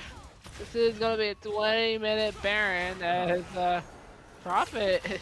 Yeah, I don't know if he make it away. Poppy doesn't make it out though. She is down. Prophet can do some work. Yeah. But now everyone is prioritizing the Baron. This is our target right now. But Double B is low. Yeah, I don't think Prophet knows that though, so I think this Baron will just. Down will just goes fall. Baron. Yeah, down goes the Baron. I think that yeah, it's this Dumpy did full load that team, but I'm not quite 100% sure how it happened. But this is going to be the Hextech Dragon. Yeah, they're picked up by the sides. The yeah, they are stopping this. They are stopping the stack. Oh, that is gonna be a flash. These officers do not know how low this dragon is gonna be, but they do step up. Dragon does get claimed for the bounty. But here we go, on to the fight. Here comes the stun. Two-man knockup. There's gonna be a root onto the Nautilus. Nautilus goes down. Here comes a flash from the Renekton. Renekton is backing away. It's gonna be a dragon for one. Yeah, I think getting the dragon and getting the 500 gold bounty associated with it could be important for the side of Dragoons here, but I think they just really need to stop fighting and they need to look for mistakes rather than trying to force the fights, because there's just no way they're gonna out-scrap a Neela that's 11 and only 2.5 items. Pick up that third, which is gonna be the Bloodthirster. She's gonna be well, Dolby's All-Stars do have Dolby's All-Stars do have a 5,000 goal lead at the moment. If they can push in get a team fight here, push in the mid wave here, and it's game over. Oh, we got a silver scrape. It's looking almost likely as well at this moment in time. However, it's there's still avenues back into the game for the side of Dragoons here. If I was them, I'd be looking for for mistakes, for overextensions by Double B, maybe when they're trying to push these waves in with a lack of tempo, and then Ugas just has to go wild in one of these fights as Poppy's keeping into the top lane here. Yeah, bot tier 2 did go down though for Dragoons. They gotta be careful. Okay. Looks like the call is gonna be split pushes. Here we go, 5-on-4. Terry's gonna step up. Terry gets bursted down. So does the Samira. Next up behind that is a Renekton. So Poppy splitting up might not have seen the good idea, but Double B's All-Stars respond to the split push by getting a team fight win, 5-on-4. Yeah, they're just gonna be pushing in these inhibitor turrets, trying to grab these inhibitors here. It's they just need to try and focus on snowballing these leads, getting these turrets, unlocking the map as Poppy gets a turret on the top side as well, I believe. Starting to knock these outer turrets down, which have been standing all game, and starting to put the lead even further. It's grown to a 10k gold lead almost here, so. Yeah, mid is still open if Poppy wants to. Oh, that's gonna be the hook. And the hack into the root on to the Maokai. Maokai just shrugs it all off, and there is a two-man knockup. Maokai and Nyla are. No, Maokai and the Victor are isolated. Victor gets shut down. Maokai soon to follow. What a good play, catching the mistakes from Dragoons. Yeah, that's really what they need to do. They need to find these mistakes. They need to capitalize. They need to get the gold onto Tamira, because she's the only one who really can carry in these later team fights. Although that is 3.5 items down on this Neela, which is looking scary. But yeah, they're starting to try and claw back some of this lead. It's now shrunk to a 7k gold leaders. It's still to playful here. Hextech Drake is being pinged up, it's being warded, as a hook comes in. Dragoons is alone. I mean, so is Terry. This is a support versus support battle. The best is flanking. This could be a 2-on-1 on 3. Make it 4-on-1 onto the Dragon. Everyone's collapsing here. It is a collapse. Here, just gets bursted down. See you later. Nautilus does fall. Silas is down too. It's gonna be a shutdown. It's Jarvan gets picked off. And now we're next in this, the only one alone. Double B's All-Stars are chasing him down. Yeah, this is going to be the third dragon. Soul point secured for the side of Double B's All-Stars here. As they're pushing in waves from the mid and bot lane as well. They're going to try to secure this mid inhibitor and maybe even just ditch top lane altogether and start playing a 4-1 with Neela solo pushing in this bot side. And the rest of the team group trying to push in this mid wave here, so. Double B's All-Stars are setting up trinket wards in the red side jungle of Dragoons here. Baron is coming back up in 30 seconds. They are Double B's All-Stars are trying to set vision up. They are trying to get control over this Baron area. The way you do that is by dropping vision in your opponent's jungle. Yeah, I just expect some of Double B's All-Stars to just hover around the outside of this Dragon Pit here. I'll be ready to poke over the way. It's going to be impossible for Dragoons to even try looking, get a poke on this Dragon, so it's going to be a guaranteed soul point for the side of Double B's All-Stars. And this Hex Tech Soul is definitely a menace. One of the strongest ones by vote of the public. People definitely seem to enjoy this Hex Tech Soul. Yeah. They are moving over to the There was a ping onto the Baron from Double B's All-Stars. They are aware, but it's Poppy. Oh my god, that was a beautiful W. Two-man root coming from the Nautilus. That is a hook. Double knock-up on Terry. He's just isolated.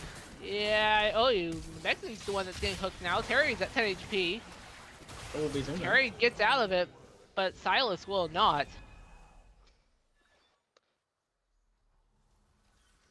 Yeah, and I think Echo's War is trying to get away with the flag and grab. Oh, gets bursted down. See you later. Chasing them down At here. this They point, don't even Baron think they need the Baron. Yeah, I don't think they need the Baron per se, but they don't have enough minions. So yeah, they just need to wait for these top and bot waves, and 18 seconds on Silas and 20 seconds on Jarvan. They're just going to start hitting these turrets here. Here comes another fight. Terry is going to be bursted down. Down you go. Down goes the turret, the Nexus turret. As Renekton does not survive either.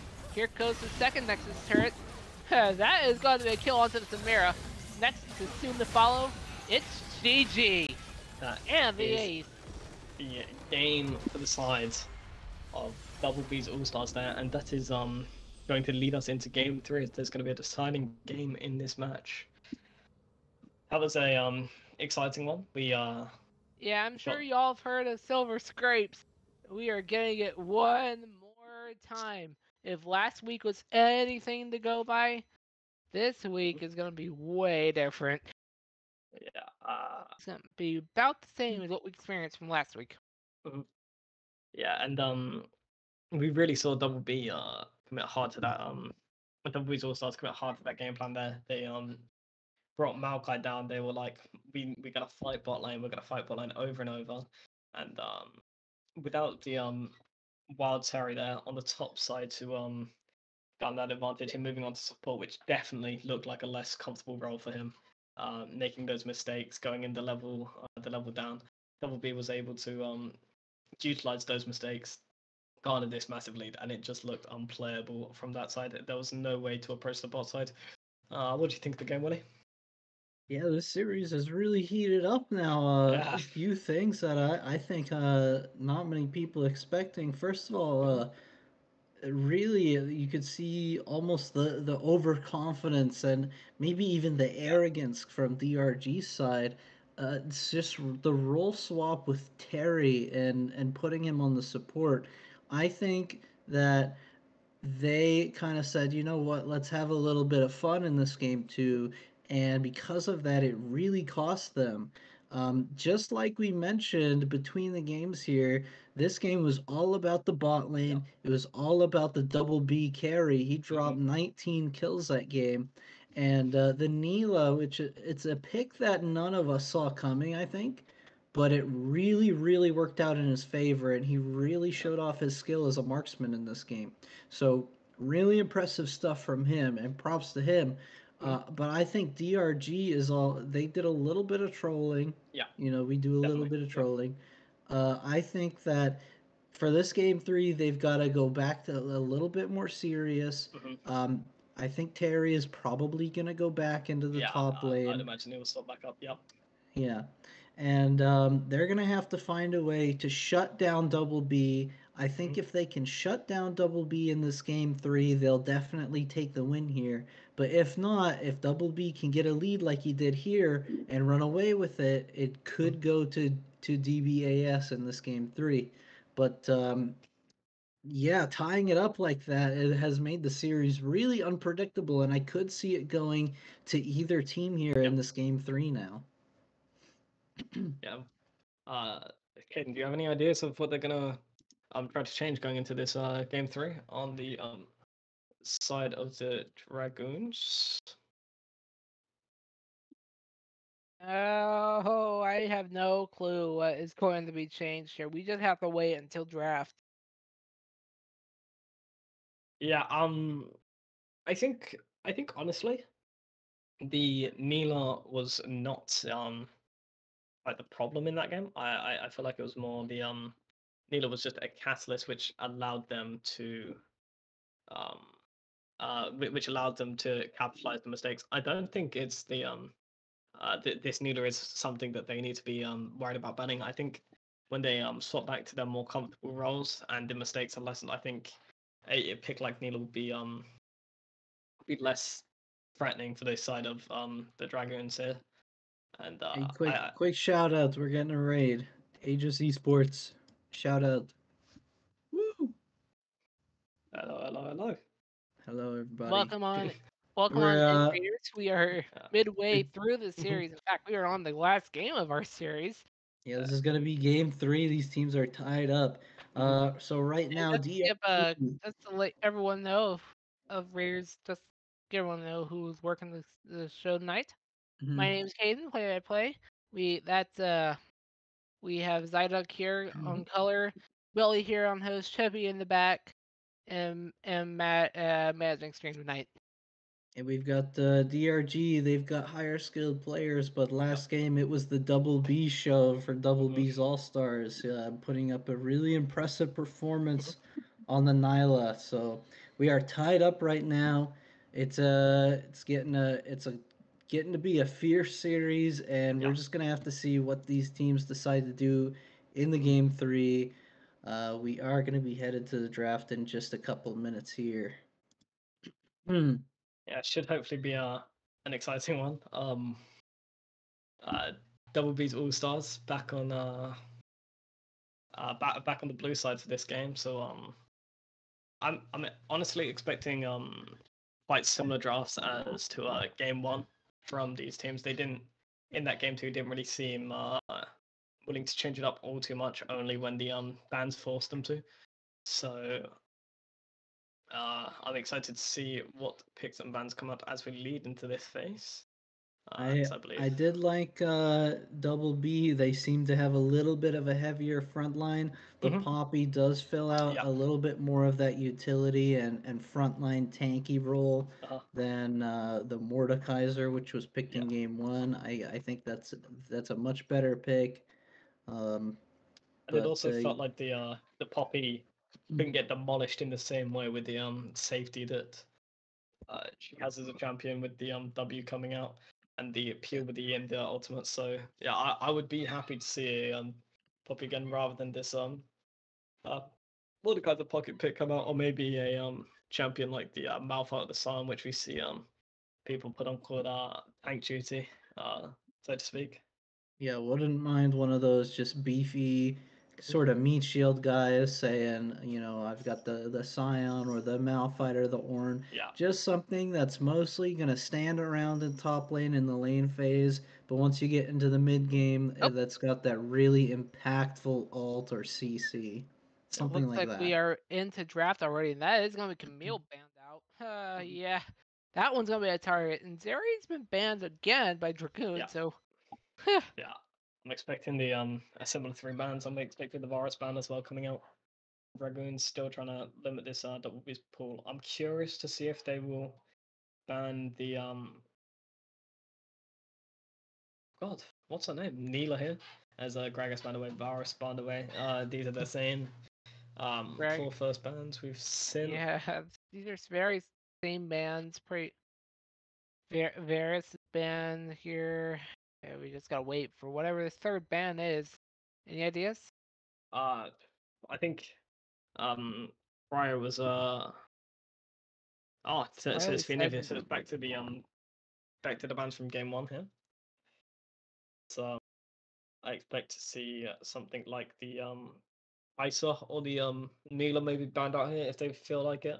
I just expect another 80 carry here. They need to limit Double B's pool as much as possible here. Dragoon's coming into this phase, but I don't really think there is much you can do. Neela is oh, going to come out. yeah. It, Now the question is, what else can Double play? yeah, The I last ADC ban that Dragoons had for game 1 was Misfortune. That's yeah. up. Yeah, Misfortune is up. Maybe it's something that Double B has experience on. I don't see it much on the op.gg for this year, but it's still obviously people have their pocket picks Maokai, and I expect the Jarvan to be picked up here as well. They've been training this Maokai Jarvan whole series, so I don't expect anything much too different. It's clearly these D2 junglers comfort, so yeah, the Jarvan picked up here. And I Yeah, expect. it is being covered. Yeah, I'm pretty sure they're thinking about locking this in. Yeah. Yeah, it's locked. So we're pretty much back to Yeah. the basics from last game. Question is, what changes in the rest of the comp? I believe in game 1 with almost the exact same draft, Dragoons picks up their 80 carrying the Kaiser here. So curious to see who they decide to pick up here is the Kaiser. Yeah, it is Kaisa. It's very similar to this game 1 draft, and I don't think this is something you would want. I think you want some spice from the side of Double B coming into this game. I think that if you go back to this game 1 formula, it looked like a complete stomp, and I would expect it to be similar again, especially if a Wild Terrier is heading back into that top line. As it's going to be the Victor picks up here, this scaling mage, Yeah, which Double Beats All Stars did very well on that pick last game. Yeah, So I'm not it's surprised that they're going to run it back, considering that it is up. it didn't look like a completely standout performance from the mid laner of Double B's All Stars, but it was good and it looked comfortable and looked like it was able to limit what the Silos could do with that lead in the mid lane. So I would expect a Zaya here, which Oh, is wow. first time Well, if we've you're going to pick Zaya, chances are you're going to pick Rakan with that. yeah, but Lovers duo, but I and assume Rakan is Rakan still will up, so be it can. So and picked it or was not banned away. picked. Oriana is going to Oh, be the response in the mid lane. yeah, Oriana has been banned in the past 2 games, but this game it was left up. Yep. Melio is Amelia banned away. on the ban here. And I would actually like to see Dragoons leave the Rakan up here and pick from themselves in this R4 pick here. Going for more of a skirmish team fight, one shot combo with the Jarvan going in, ulting in the Oriana shockwave, and then the Rakan sweeping them all up. A lot like yeah, oh so famous Faker's clip where he found them all looked a comp very similar to this. So Olaf is going to be the one banned away here. Yeah, that was not a ban I was expecting. I was maybe thinking it was the Olaf to be left up. Uh, I did see a good performance from it in the earlier games, but I was not necessarily I was thinking that it'd be left up. I do not consider Olaf to be part of the meta, but it yeah, but is. I think they're just too traumatized. Rakan is going to be that Yeah, way. there goes They're the just Rakan. too traumatized from what's happened in that first game. It was certainly a demolition from the Olaf, and the Olaf also is a counter to the Mordekaiser, which could be a sign that they're trying to pick it up here in one of these B4 B5 slots. So I would expect a support to be locked in now, leave the fifth pick for Dragoons top laner Yeah, here. there's a Yep, Rel Jack. picked up. Oh my goodness. Yeah, that is a pick. Mhm. She did get a rework, if I'm Yeah, not mistaken, this patch. yeah. Uh, I don't believe it was this patch. I believe it was a few patches ago. I think she got tagged down on the most recent patch again. But I think she's still a very prevalent both support and jungler. I would assume support in this context. But it goes again into this heavy engage, heavy team fight uh competition they're drafting from the south. The Poppy, I do enjoy this Poppy being picked up. I think it looked a lot better than the Mordekaiser in that top lane. It's a lot more of a suppressive pick to try shut down Terry here in the top lane and what Poppy looked. support. Poppy did look good last Mhm. game, but Yeah, Terry did switch. yeah. So So we I do think have to be careful what Terry might pick here. yeah, I do believe it Last is pick Terry. is going to be a Ooh, Seraphine. Seraphine. Okay, so that's going support. Although Mhm. Seraphine can be a three-way flex. No, yeah, three-lane flex Mhm. between the support, ADC, Yeah, and the mid. So but it's just something we have to keep in mind on where it's going. But more often than not, it's going support in yeah, this and case. it's gonna be As the that is going to be a gangplank. gangplank hovered. Yeah, It's it's locked in, locked. yeah, a gangplank for Terry here. This is going to be a spicy Yeah, yeah. game. Gangplank. Gangplank is Gangplank is one of these champions that can just absolutely take over a game with a lot of damage. And if the lane goes a similar way to the one that to the Mordekaiser lane there, I think this is going to be a scary one. The side of Double B's All Stars here, although their composition is looking a lot more similar to the game scene with the Victor and the Poppy here, which were problems in the mid and top lane in that game one. Yeah, it looks like we are going back into the draft for a client side, so maybe we can see where everything is going. I'm pretty sure we have some rough ideas. Yeah, If our producer could fill the client side draft on screen, please. So yeah, so now that client side draft should be on the live page, we can kind of get an idea of where everything is going. I've said it that I'm used to the client side draft. Now we should get a rough idea of where everything is going. yeah, So it is gonna be that Poppy and Gangplank matchup in top. Jarvan's being locked for jungle. I assume the jungler is gonna be Maokai here. yeah. I would assume it Yeah, would be that is the gonna be Maokai Victor the lock. in It's gonna be a yeah, Victor mid into Oriana. Yeah, that's yeah. pushing out the I think it's matchup. just, and then it's gonna be Milio has been banned. the Kaiser row into the Zaya Seraphine in the bot lane here. Orin And is expect banned. Rakan gets banned. So much the different here. last ban should be Jax. Mhm. Yeah, and I think Yep, there goes the Jax. So we know kind of get an idea of what this bot matchup is gonna be. Kaisa into Zaya? That sounds about right. It's gonna be Seraphine into Rel. yeah, I think Dragoons have got Terry onto one of these one of his heavy carry picks again, and they've got their 80 carry back onto this Kai's pick, which they look very comfortable on, building that static shiv into AP to just try get those waves in. So I would be quite nervous as Double B's All Stars here, as their draft is looking similar to game one, with the exceptions being the Oriana instead of that Nico, the gangplank at the top lane. But they're still champions that have similar goals and objectives to their counterparts there.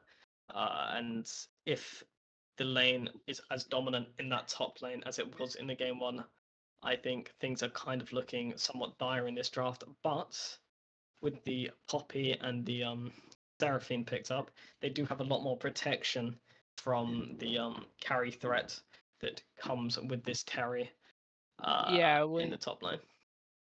The thing about Doublebee's All-Stars comp is that with the Poppy, you can just knock him back. Mhm. And with the Seraphine, you do have the charm. Similar to Yep. how the Ramada charm. Mhm. Ramada has an ult very similar to Seraphine. But when the Ramada ult lands, the allies on the enemy team who get hit start attacking each other. Yep. So two very similar ults, but then again they're different at the same time. Just thing we'll have to keep an eye on. Yeah. And I would I think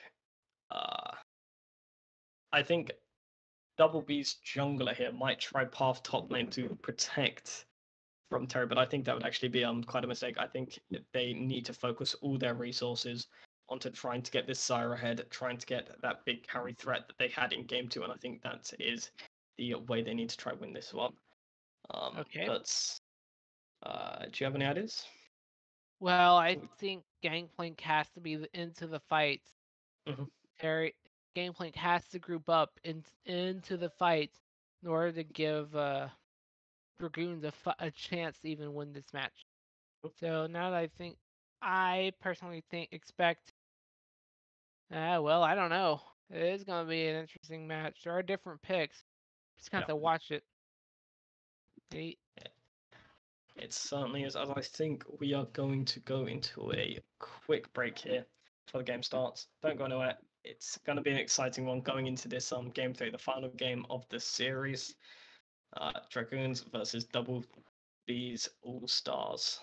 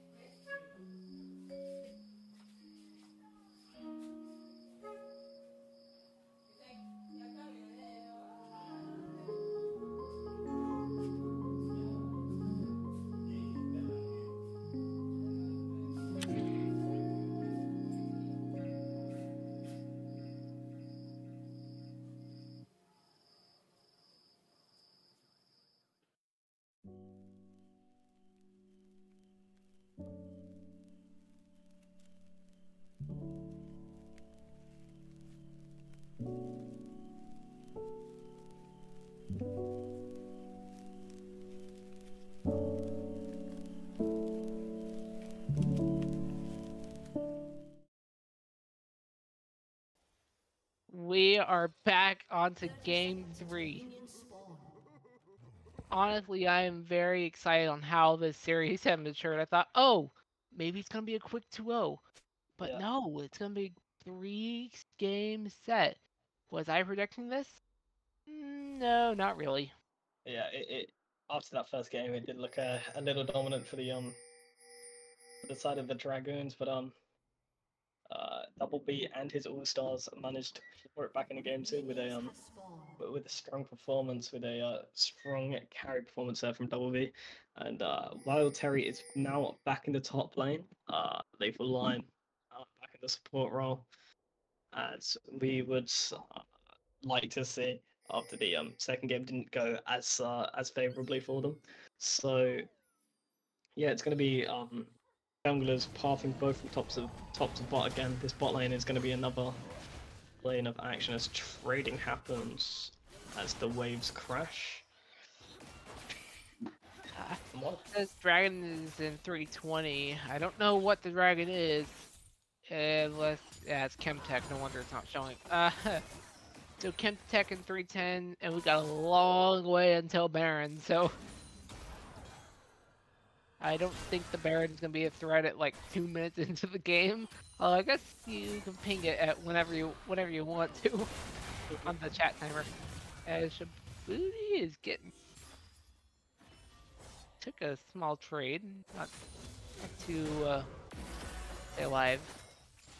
Yeah. Maokai is at half HP and climbing, so it's something we have to keep an eye on. The jungle health. Yeah. Jarvan has decided to go for this quick 3-camp clear here to get the early level 3 to try impact this bot wave as his lane has been pushed in. There are pings towards the Skull Crab and Dragon, so maybe Dragoons are thinking they're going to take Skull Crab after Jarvan clears his camps, and then they're going to ward the Dragon. But I don't see a control ward out. But there's a sweeper out, so Jarvan's looking for Jarvan's for an angle in ganking. bot He's here. thinking about a gank. Jarvan's thinking about a gank. He's in this bush, but not on the ward. Waves crash, But and they got their recalls off. Lucky. Yeah, that was That is really unfortunate. Now this leaves Jarvan is going to be 2-3 camps behind as Maokai has managed to get the full clear off, and Jarvan went for that quick level 3 with red blue gromp there. So Yeah, it's looking like cool. Scuttle Crab is going to be secured by Jarvan. He may be able to even transition and go for that double scuttle there. Yeah, Skull Crab is now up. Jarvan's going for it. Yeah, we just Sloth is at half HP though. Yeah. I mean, both these mids are at half HP. yeah, there's just small laning advantages in mid, and a rather big one with 13 CS and a really shoved wave in the top lane there, managing to get that advantage. But in bot lane we see actually a small advantage to the side of Double B as expected, although there is a stacked wave, so this CS is going to even out eventually. Yes, Double B's also looking very ahead in the ADC position. That they do have a control ward too. Control wards will become later useful in the game, very later on, but at the moment, just something to keep in mind. Just We do see trying some to question mark sneak things in coming for a out. lane gank here, but is on complete vision. And Yeah, they Ubis know. not gonna fall for this. He's just gonna have to back off as he realizes that he's probably sitting on vision. Yeah, he's And on the board. he's wasting his time in bot lane here. As I Yeah. think Jarvan is gonna try clear Raptors into Krugs and maybe look to try impact on this top side, get an even larger lead for Wild Terry with that Sheen picked up on It looks like Gangplank. Shabuti was trying to make a back. Yeah, they are trying to back. So, oh, got off. So no potential gank. But I don't think Jarvan realizes he's on a ward. His Oracle lens had no charges, so the Jarvan was not aware he was on this ward in the bush up here. Wild Terry is Now that they know, now that DB Yeah, DBS knows where the Darwin is. They can potentially step up and go for the Dragon. But there is no bot pressure at the moment. Well, Ooh, Terry's been nice route. stacking waves here. And there's a ping coming out on the way. Booty's in trouble. Oh, that's get knocked up. E out. Q does connect. Mm-hmm. But they have to back off now. And as Echoes does find the ward they stepped on earlier. And This is now just it's going to back. It's just denying some more CS and XP from this Poppy, getting a bigger lead as it's grown to a 24 CS lead here with a massive stack wave, so that's going to be climbed back from by the Poppy. And yeah, it's looking relatively even everywhere outside of this top lane here, so... Dragon is being targeted. It's at half HP. It does get picked up. Bot lane of Dragoons is backing away though. Yeah. There was no question mark pings, and the Dragon is actually ends up being the first blood at the moment. It was not a kill onto a player. It was on the Drake. I think the side of Dragoons realised that Double B had got his recall off. He's on the stronger spike, and they didn't have the tempo to try contest this dragon. So they just took a recall, tried to get on the map earlier, shoved in the wave, and now they're gonna have the opportunity to move up, maybe try to do something that with this pressure they just gained from getting that recall instead of the dragon. See if this leads into anything, as Jarvan is using the opportunity to sneak in for a lane gank here. There is no vision though. There is no vision. Well, now Dolby's All-Stars do realize something's up. They're pushed under their turret. Yeah, they found the ward too, so... Here comes Nosa in the back line though. I think Echoes of War is still unspotted here. Yeah, end of the war. Now Double B is in trouble. Oh, some flashes. Both bot lanes have flash. Two-man stun comes out. Echoes of War is on the wrong side of the rift. Does survive though. Oh, first blood onto the Kaisa. Oh, is he living? Nosa did not make it out of it. And Lethal does tap the flash, and ooh, goes down. And that is going to be stay alive though. That's going to be a plate to Orianna in the mid lane. Most importantly, I feel that's going to kill and an assist over to Victor here, which is going to get him up to this 100 stack mark. It's going to get the E upgrade, and it's going to allow for a lot more pressure to be gained in this mid wave. Going to be able to clear through these waves so much easier with the extra explosion added on with that E there. So I think overall successful bot roam. Actually, but they did lose a member. Ibis could get died here. They backed off. Yeah. It is important to note that Shelly is up. Nosa is making a move towards Shelly. No, they're going top. Yep.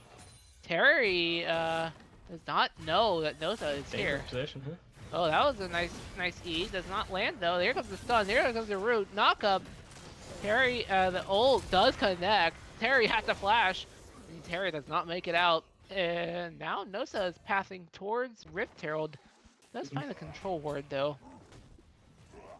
Essence River is picked up on the side of Terry, but he did not respect the possibility of Maokai walking up into that top lane. Even I think that's a bit of a silly mistake there from Terry, just trying to walk up. So Gank comes into the mid lane, sorry. Yeah, Victor does not make it. Yeah, just... But even then, both teams are a little unaware of Rift Herald at the moment. They're all grouping up as Shelly gets away. Yeah. You got Shelly is still up. Nosa reaches 20 charges onto his head. And now that is going to be teleport incoming as Slop goes back to lane. Yeah, I think we do see a push coming in onto the bot side. Doesn't materialize into anything. Terry gets spotted on a control ward as mid is gonna get ganked. Just gonna be able to walk out with that phase rush completely fine here. Is gets pushed to half HP. It's just gonna Get away alive as Jarwin finds Shelly is not being contested. LB's All-Stars are not aware that Shelly is happening. Yeah, with all this push in top lane and mid lane here, and the base TP coming out from Orianna, she's gonna have tempo with the mythic item with the Leandries over the non-mythic item from the Victor. There's really no chance for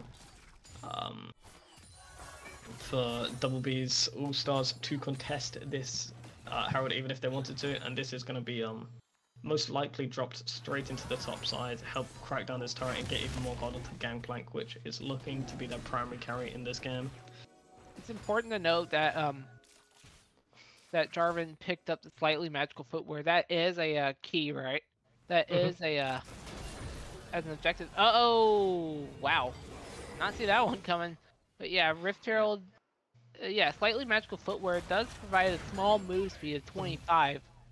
Compared, well, boots does too, but any boots that build from magical footwear, it's an additional 10 move speed. So you could, so if you build the movement boots, you could be really fast, and you can gank a lot of lanes afterwards. Iron Spike with is picked up. Jarvan looking to move into the bot lane to try find a lane gank here. Yeah, top turret's at 1 HP. As he walks in. Oh, top turret's 1 point. Oh, here comes the flash. Stun does land. 3-man charm. Hello. Dragon goes down. In the meantime, Zaya's ult comes out. Yeah, that goes to war all alone. Does have to flash, but the doesn't make it out. Oh yeah, barely makes it out alive with the ADC. As Lethal is. Yeah, you're going down too. Drac has stalled somehow. Yeah, just from what I've seen over these two games, Ubis loves playing on the edge with this Kai'Sa, ulting in, flashing out, finding all these different angles with that exhaust to help keep them alive. As Static Shiv is picked up, currently probably the most busted item in the meta. Just you cannot contest it in terms of wave clear. It is completely absurd. If our observer could toggle the gold difference here, it is apparently the Orianna has 1,000 gold. Our observer can toggle that as Ori. Yeah, oh, there's a flash. Makes it out. Just fine. But yeah, if you look at the gold difference, the Kai'Sa is a little bit behind compared to the Xayah overall, as that is gonna be a route as Prophet finds himself as to the onto the gray scream. Here comes Shelly, and now the Maokai finds the great screen too. Yeah, it's just both teams finding proactive plays. Shelly is mid, and Shelly will fall. Yeah. This top turret is blinking with the plates fallen. Wild Terry wants to try and get a crack at it, but Shabuti is holding onto it with dear life. Poppy does have the ult up, so they can knock back if it really gets dangerous onto the turret. Yeah, and although there's a death on the side of Wild Terry's, Ubis is, I think, unseen in this push. I said almost has ult coming up. 10 seconds. There's 2 of the ults. Echoes. Yeah, Dragon's definitely. That's gonna be a flash. Poppy's ult up. That's exhaust. Ooh, makes it out alive on the 3 on 2. As Victor just falls in mid. Not sure how that trade happened. Yeah, I think just like turret fell. Turret fell in top lane, yeah. Top and then mid was and just in behind by both kills worked by minions, so. Yeah, and although kills are dead even, there is massive CS leads in the in the top lane and in the mid lane here, and turret leads as well, leading to a 4k gold lead here just from farm turrets plates, and although It looks like there is a ward placed down, some wards placed down here in the bot side. Nosa is here trying to gank. Does get spotted by a control ward though. yeah, But the thing is about these wards in lane is that a lane can be prevented. As Ori is being aggressive here in mid. Just trying to trade the waves back, trying to get Sloth here, but the Nosa is here. Yeah, I don't think now Ori is aware that they're not, that they are being they have company. I think Ori feels quite safe and confident to here step comes up Terry. into the Jarvan line. Yeah, Nosa, it's gonna be a 3-on-2. Or that is a 2-man knock-up. Sloth goes back to spawn along with Nosa. Yeah, that was beautiful combo. Yeah, the shockwave into the flag and drag there to keep them all in one place, and the gangplank just to ult on top of it, and those barrels just shredded through the mid jungle of the side of Double B's superstars. Oh, dismount onto the side. Oh, good ult. Harm does not find anyone. As Lethal gets the remount on. Gets dismounted again as the booty could be getting ganked here. Yeah, and it was just a good trade in the bot lane there. It's gonna lead them to base just before this dragon comes up, which means most likely with this bot lane push that they're gonna be able to secure the third dragon. Oh, that was a nice steal from Echoes of War. Although if our producer can toggle the gold difference, you can see that the team on Dragoons, some of their players are leading by 2,000 to 3,000 at the moment. It's gold in their respective lanes with those who have a bounty. It's something we'll have to keep an eye on. As well. It's going to TP into this bot lane here. They're going to fight hard, and this is going to be the third dragon secured, most likely, unless a steal comes through for the side of Dragoons. Yeah, Dragon's being aggro. Nosa is found on a ward, so no more potentials of a steal. Nosa is being targeted. Blackcone does go down. As Drag is at half HP and ticking, Dragon will not be making it out. There's a 2-man root, 2-man stun. Lethal finds their way back to spawn. As Darwin is bursted down. Zaya gets traded. That's a great ult there from Shibuti. It is 2 for 1 for Double B's All-Stars. Yep.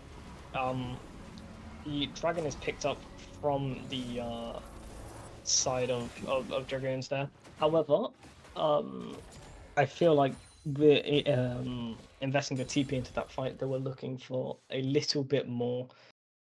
Whereas with a great ult coming out from Shibuti and the layering of the Victor, the Maokai ult, and the Seraphine ult coming out. Prophet is pushing out. Prophet's pushing this lane in mid, but they are aware that they are not alone. They do fall back though once they realize it was not a good idea to go for the tower. Dragoons looking to lean toward this Herald here, pick up the second objective, and then they are thinking about Herald. Yep. And now Shelly's gonna get started up. So Nosa is here, but I don't think they realize Herald is being started. They do find a ward, but it does not get killed. Yep. Terry is here sitting in this bush, so. Yeah, he's just gonna sit here as a gatekeeper. Yeah, think about it. Terry's thinking about a gank onto Nosa. Yeah, just chunk taken out as Jarvan is securing the Rift Herald here. I would like to see the side of Dragoons move this Rift Herald into bot lane if they have the opportunity to try to crack open this final tier 1 turret. Really open the map up.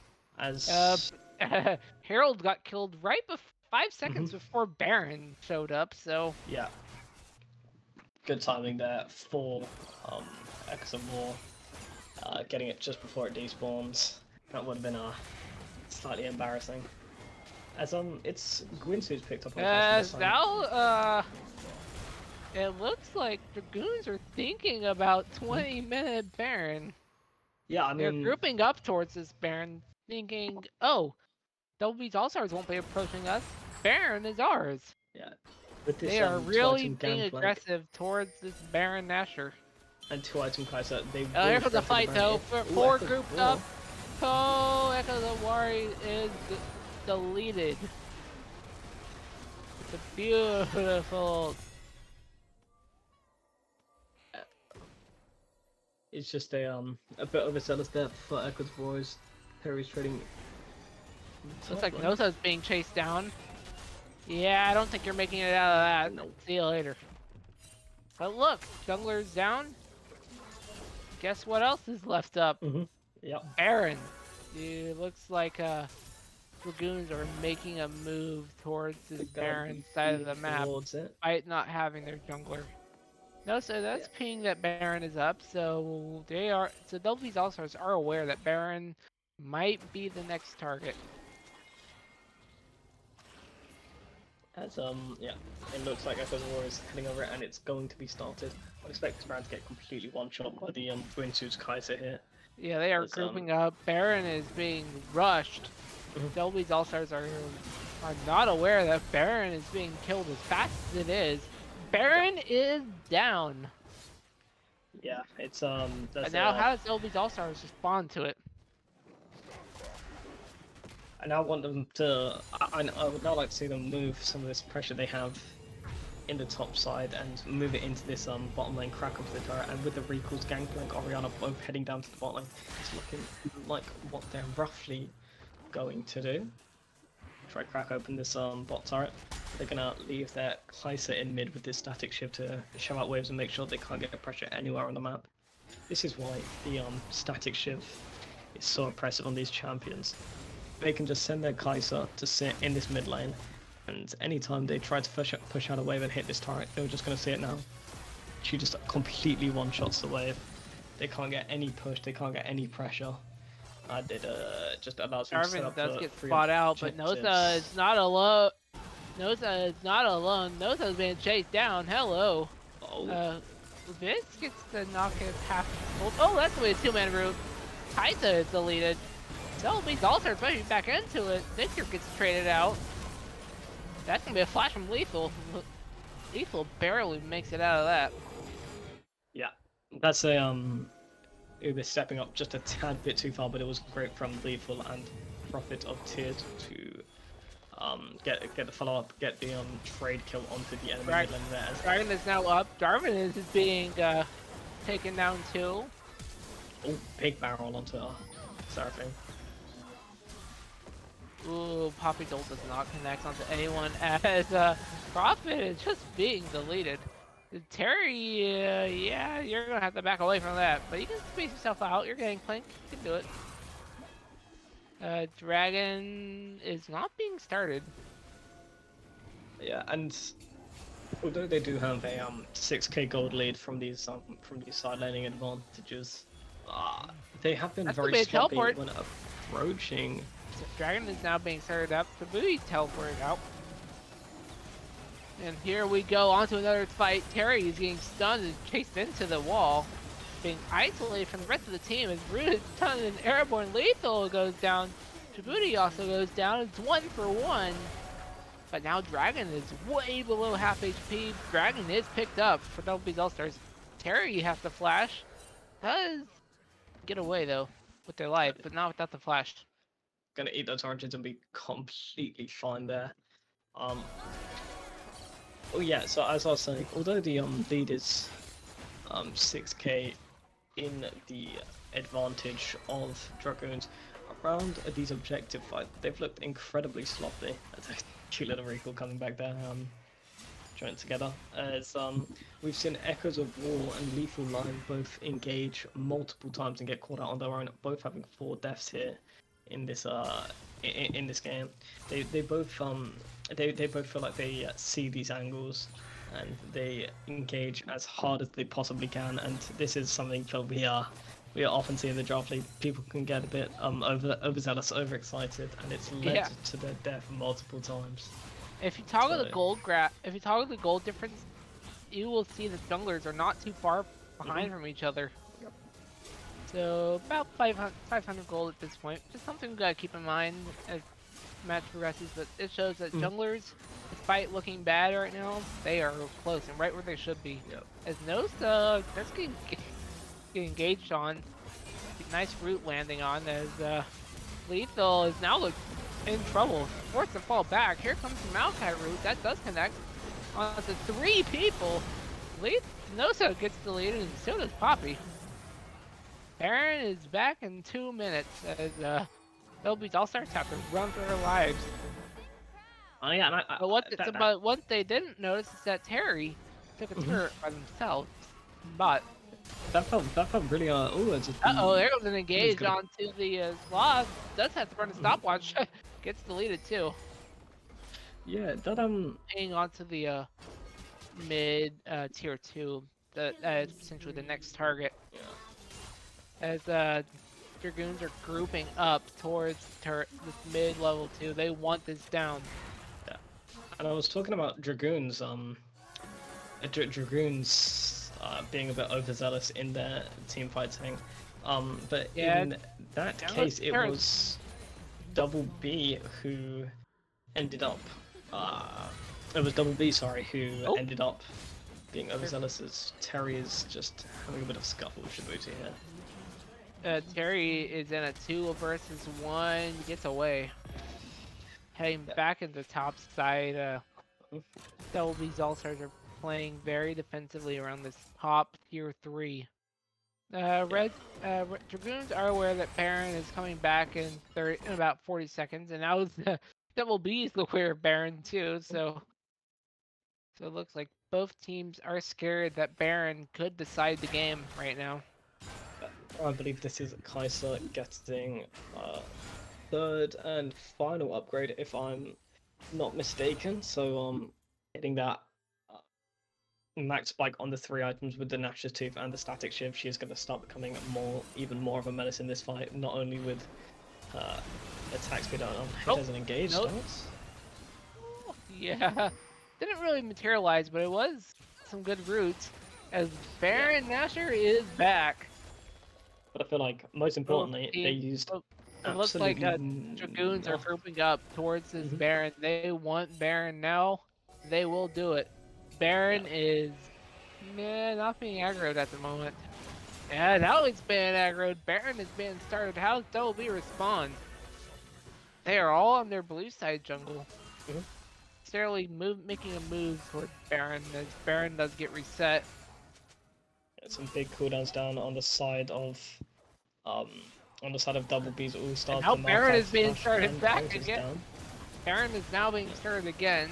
And this time it's being taken more seriously. Yep. Baron now at half HP. Double B's All-Stars are backing away from this. They know Baron is gone. They can't contest. That is going to be Baron to Dragoons. 2 Barons to 0. Here comes another fight. 2-man charm lands. No die. Oh, yeah, that's only 2-man root. Oh, wow. Lots of stuff happening onto the map. But I can't even keep up with this. Lottadol alone does get isolated. LB's All-Stars got deleted. And then now just looking to 4 for Baron. They're now just looking to walk down these mid lanes, start destroying these turrets, taking this inhibitor. Looks like it's going to be top lane turret going down. Here comes the inhibitor, but do they have the minions to finish it? Certainly they have the death timers, but maybe not the minions. Here they go onto the turret. Turrets are taking damage simultaneously. Down goes one Nexus turret. Here comes the other Nexus turret. They are looking at the Nexus. This series is over. Good game. GG's everybody. It's going to be the side of the Dragoons taking victory in Game 3 and the series over the side of Double B's All-Stars. Yeah, that one was... it looked more reminiscent of Game 1, but it looked like Double B managed to somewhat keep up more than they did in that first game, trading blow for blow, but it just seemed like the mechanical laning leads from that mid and that top and coming through from the bot lane, maybe that was a bit of a of the jungle gap there. Double B didn't put on the same performance on the Xayah as on one of the hyper carries, so it that all ended up congregating into a victory for the side of the Dragoons. Yeah, definitely a little bit harder than the game one for DRG, but in the end, you see their solo laners just pulling ahead, just getting more gold. They've got more efficient farming. They're taking those tower plates. They're doing everything they need to do to get themselves ahead in that early game, and they're just able to snowball that lead into a win for their team. So. Yep. Despite DBAS, despite their best efforts, they just fall a little bit short in that game three. Honestly, Double B still had a nice performance. Yep. He still looked like he was pretty solid on that marksman role. Yeah. But they weren't quite able to pull together and play around him quite as well as they could have. I think Yeah. that if they focus a little bit more on these team fights instead of going forward and engaging, but instead playing back a little bit, maybe just trying to peel for their ADC and letting him sort of carry and determine the flow of these fights. It could have turned out a little bit better, but I think maybe DRG, the huh? safer Zaya wasn't quite the way to go there. Maybe Yeah, picking he up went for that one, safer pick this one time. of the more aggressive AD carries could have been more successful in this game, but But Nyla did get banned out this time, so yeah, a little bit harder. uh, You know what I think? I think that maybe they could have gone with a ban on the Kaisa because we saw that Kaisa did all right. And pretty yeah, much any champion that can use Static Shiv yeah, on this it's patch is gonna have a good time. And Kaisa is a uh, really good marksman with Static yeah, Shiv into mhm, transitioning into an AP focused build in the yeah. mid game. So I, It's what a couple of AD carries been doing. I've even seen Dragoons do it. To be honest, it's getting a bit out of hand, but yeah, that's so silly. I've seen yeah. Dravens build full AP. They've got no ratios, but I it's do ridiculous. I do believe we are, it looks like Dragoons are standing by for an interview. I, any thoughts of who the MVP might be? I'm thinking maybe Terry, Yeah, I'd love to get but everyone did fairly well on yeah, that roster. I'd love to get Terry in I'd for a like to quick get chat. Terry in just because he performed the best in game one. I'd say that for Mhm. sure. Yeah. But I feel like everyone on that team had a pretty good showing in game Mhm. three. So we'll see who the team Yeah. decides to pick here.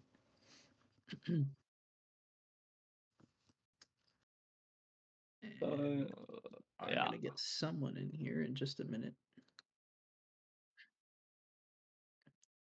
Here we go, Oh yeah. Lethal. Lion, Hello, you hello, have hello. been chosen Hello, for the Lethal. interview. How are we feeling? I'd feel better if my bot lane didn't troll me game two. So Oh, yeah, okay. Throwing some tell shade us about that already. lane. I know y'all weren't on the side of Double B's All Stars, but tell me how y'all dealt with that lane swap where Terry uh, went uh, support and you went top. Yeah, we uh, all want to know what was on y'all's minds for that game two role swap. We thought we'd just have fun game two. We just wanted to have some real fun yeah. and let the support main that never plays top solo kill top lane twice after being counterpicked. Uh, yeah, it did seem like your support did grief you a little bit on that game though. Yeah. If I'm looking like you kind of just walked up and died a couple of times, but Yeah, I you looked know, Tell us you down about out kind of of tell us about that Poppy on game two. Were y'all expecting that to be a problem when Double B's All Stars decided to run it back for game three? game three, no, we didn't really have that many dashes outside of the rail, and yeah. I fairly decent at not caring about Poppy anyway. Mm, Did yeah, I mean, it surprise you in that game too when Double B had that pop off on Nyla? He dropped 19 kills that game. His only death was that early mistake. Was that a surprise to you all? Uh, it was a surprise to me when I looked out of my lane and saw the rest of the map on fire. yeah, I mean that's the I'm sure that's the life of a lot of the top lane mains out there. You just Now I know why I you, stay support. yeah, Yeah, Um, top lane, the island role, as it's called. Yeah. Yeah, top so lane is indeed an island no matter what you're told. so the role pick in the game three, is this something you've been enjoying since new rework? I'm still not completely sure how it works. So how you been enjoying it? It seems pretty good right now. It's Yeah, still, I don't think it's the level of like Nautilus or Milio, but yeah. still pretty good. I think What'd you you think of that matchup in Game Three? I gotta tell you, I was kind of surprised to see the Seraphine last picked. I personally feel like it doesn't match too well into that matchup, yeah. and with the Zaya either. But I'm not a bot laner, so I want to get your thoughts on it because you're the support for this team here. Typically, you would want more of an engage for the Xayah or somebody that can peel slightly better. All she really has is the ult, or if she manages to stack up her double E. But outside of that, it's easy to play around. Once it's down, you just go in and kill them both. Yeah. Am I mistaken? Or doesn't like Ro just hard counter Seraphine To an extent, because she of can. the shield break, and uh if Red is on top of her, there's not really a lot of peel tools, especially with the with the engage on Seraphine. It can be difficult Well, for Seraphine if to play in a if matchup. Rail's on top of anybody, it's hard to do Yeah, anything. well, I guess yeah, but yeah, it's mainly a lot of shield break kind of If removes a lot of what Seraphine is trying to do. well, if the Seraphine's fast enough, the only real thing Rail can do in lane is WN, and then they just get ulted or double E'd, and when they walk away from her, Yeah, that's I guess about yeah. it. All right, Caden, you got any last questions for Lethal Lime here? I think we're Not that I can wrapping think up of, pretty except quick. y'all had some strategies thinking you would group up near Baron, and y'all actually managed to rush down Baron. But did y'all ever think you'd be contested at Baron in that game, or what was Uh, your decision making around the fights near Baron? Well, the first Baron we just kind of took free. mhm. The last Baron, we were just waiting, hoping they would come in to fight, and then as soon as we saw them go to a lane, we just burned it and went to end the game.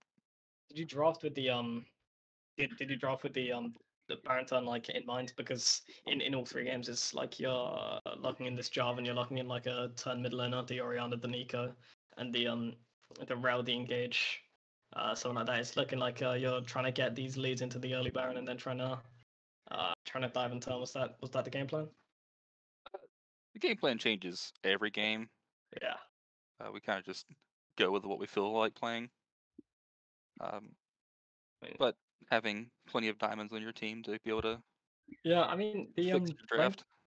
the rank distribution was kind of it looked a little unfair, but Yeah, you guys were I much wouldn't higher I rated than wouldn't this other team. Yeah. I I mean, draft wouldn't better. necessarily say the ranks were that much of a problem, but on paper we thought, oh, this is a one-sided series. But no, this series went all the way.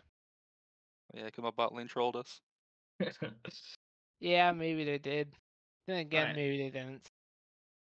I think we are going to let you go do whatever you do with your evening. So Yeah, any Yeah, shout congrats. outs or any final thoughts you have, Lethal Lime, going in as we're ending this interview? You guys are 2-1 now in week 3. The only thing I gotta say is, one of us will see you guys after the finals when we win. oh, Yeah, Oh, the maybe. confidence. I hope I'll see Very you there. nice. All right, we'll hope to see you too. We are going to be wrapping up this draft league for Friday. Thank you for joining us. We hope to see you guys make it all the way into the playoffs. We don't want to see the lane swaps too often. It's kind of BM. Okay, I'm putting it out there. I think you guys are good, but the lane swaps got to be a little more serious. I feel like, of course. We had to I touch don't double think you're B. gonna get fined or anything like that. I'm just saying, probably win a little easier if you know. But anyway, we are gonna wrap it up. I have been your host, Willie, joined by my two casters, Caden 303 and Zyduk, and Lethal Lime for the interview. And we hope to see all you in the crowd for next week. It's going to be week 4. See you guys next week. See you next week. Thanks, guys. Bye.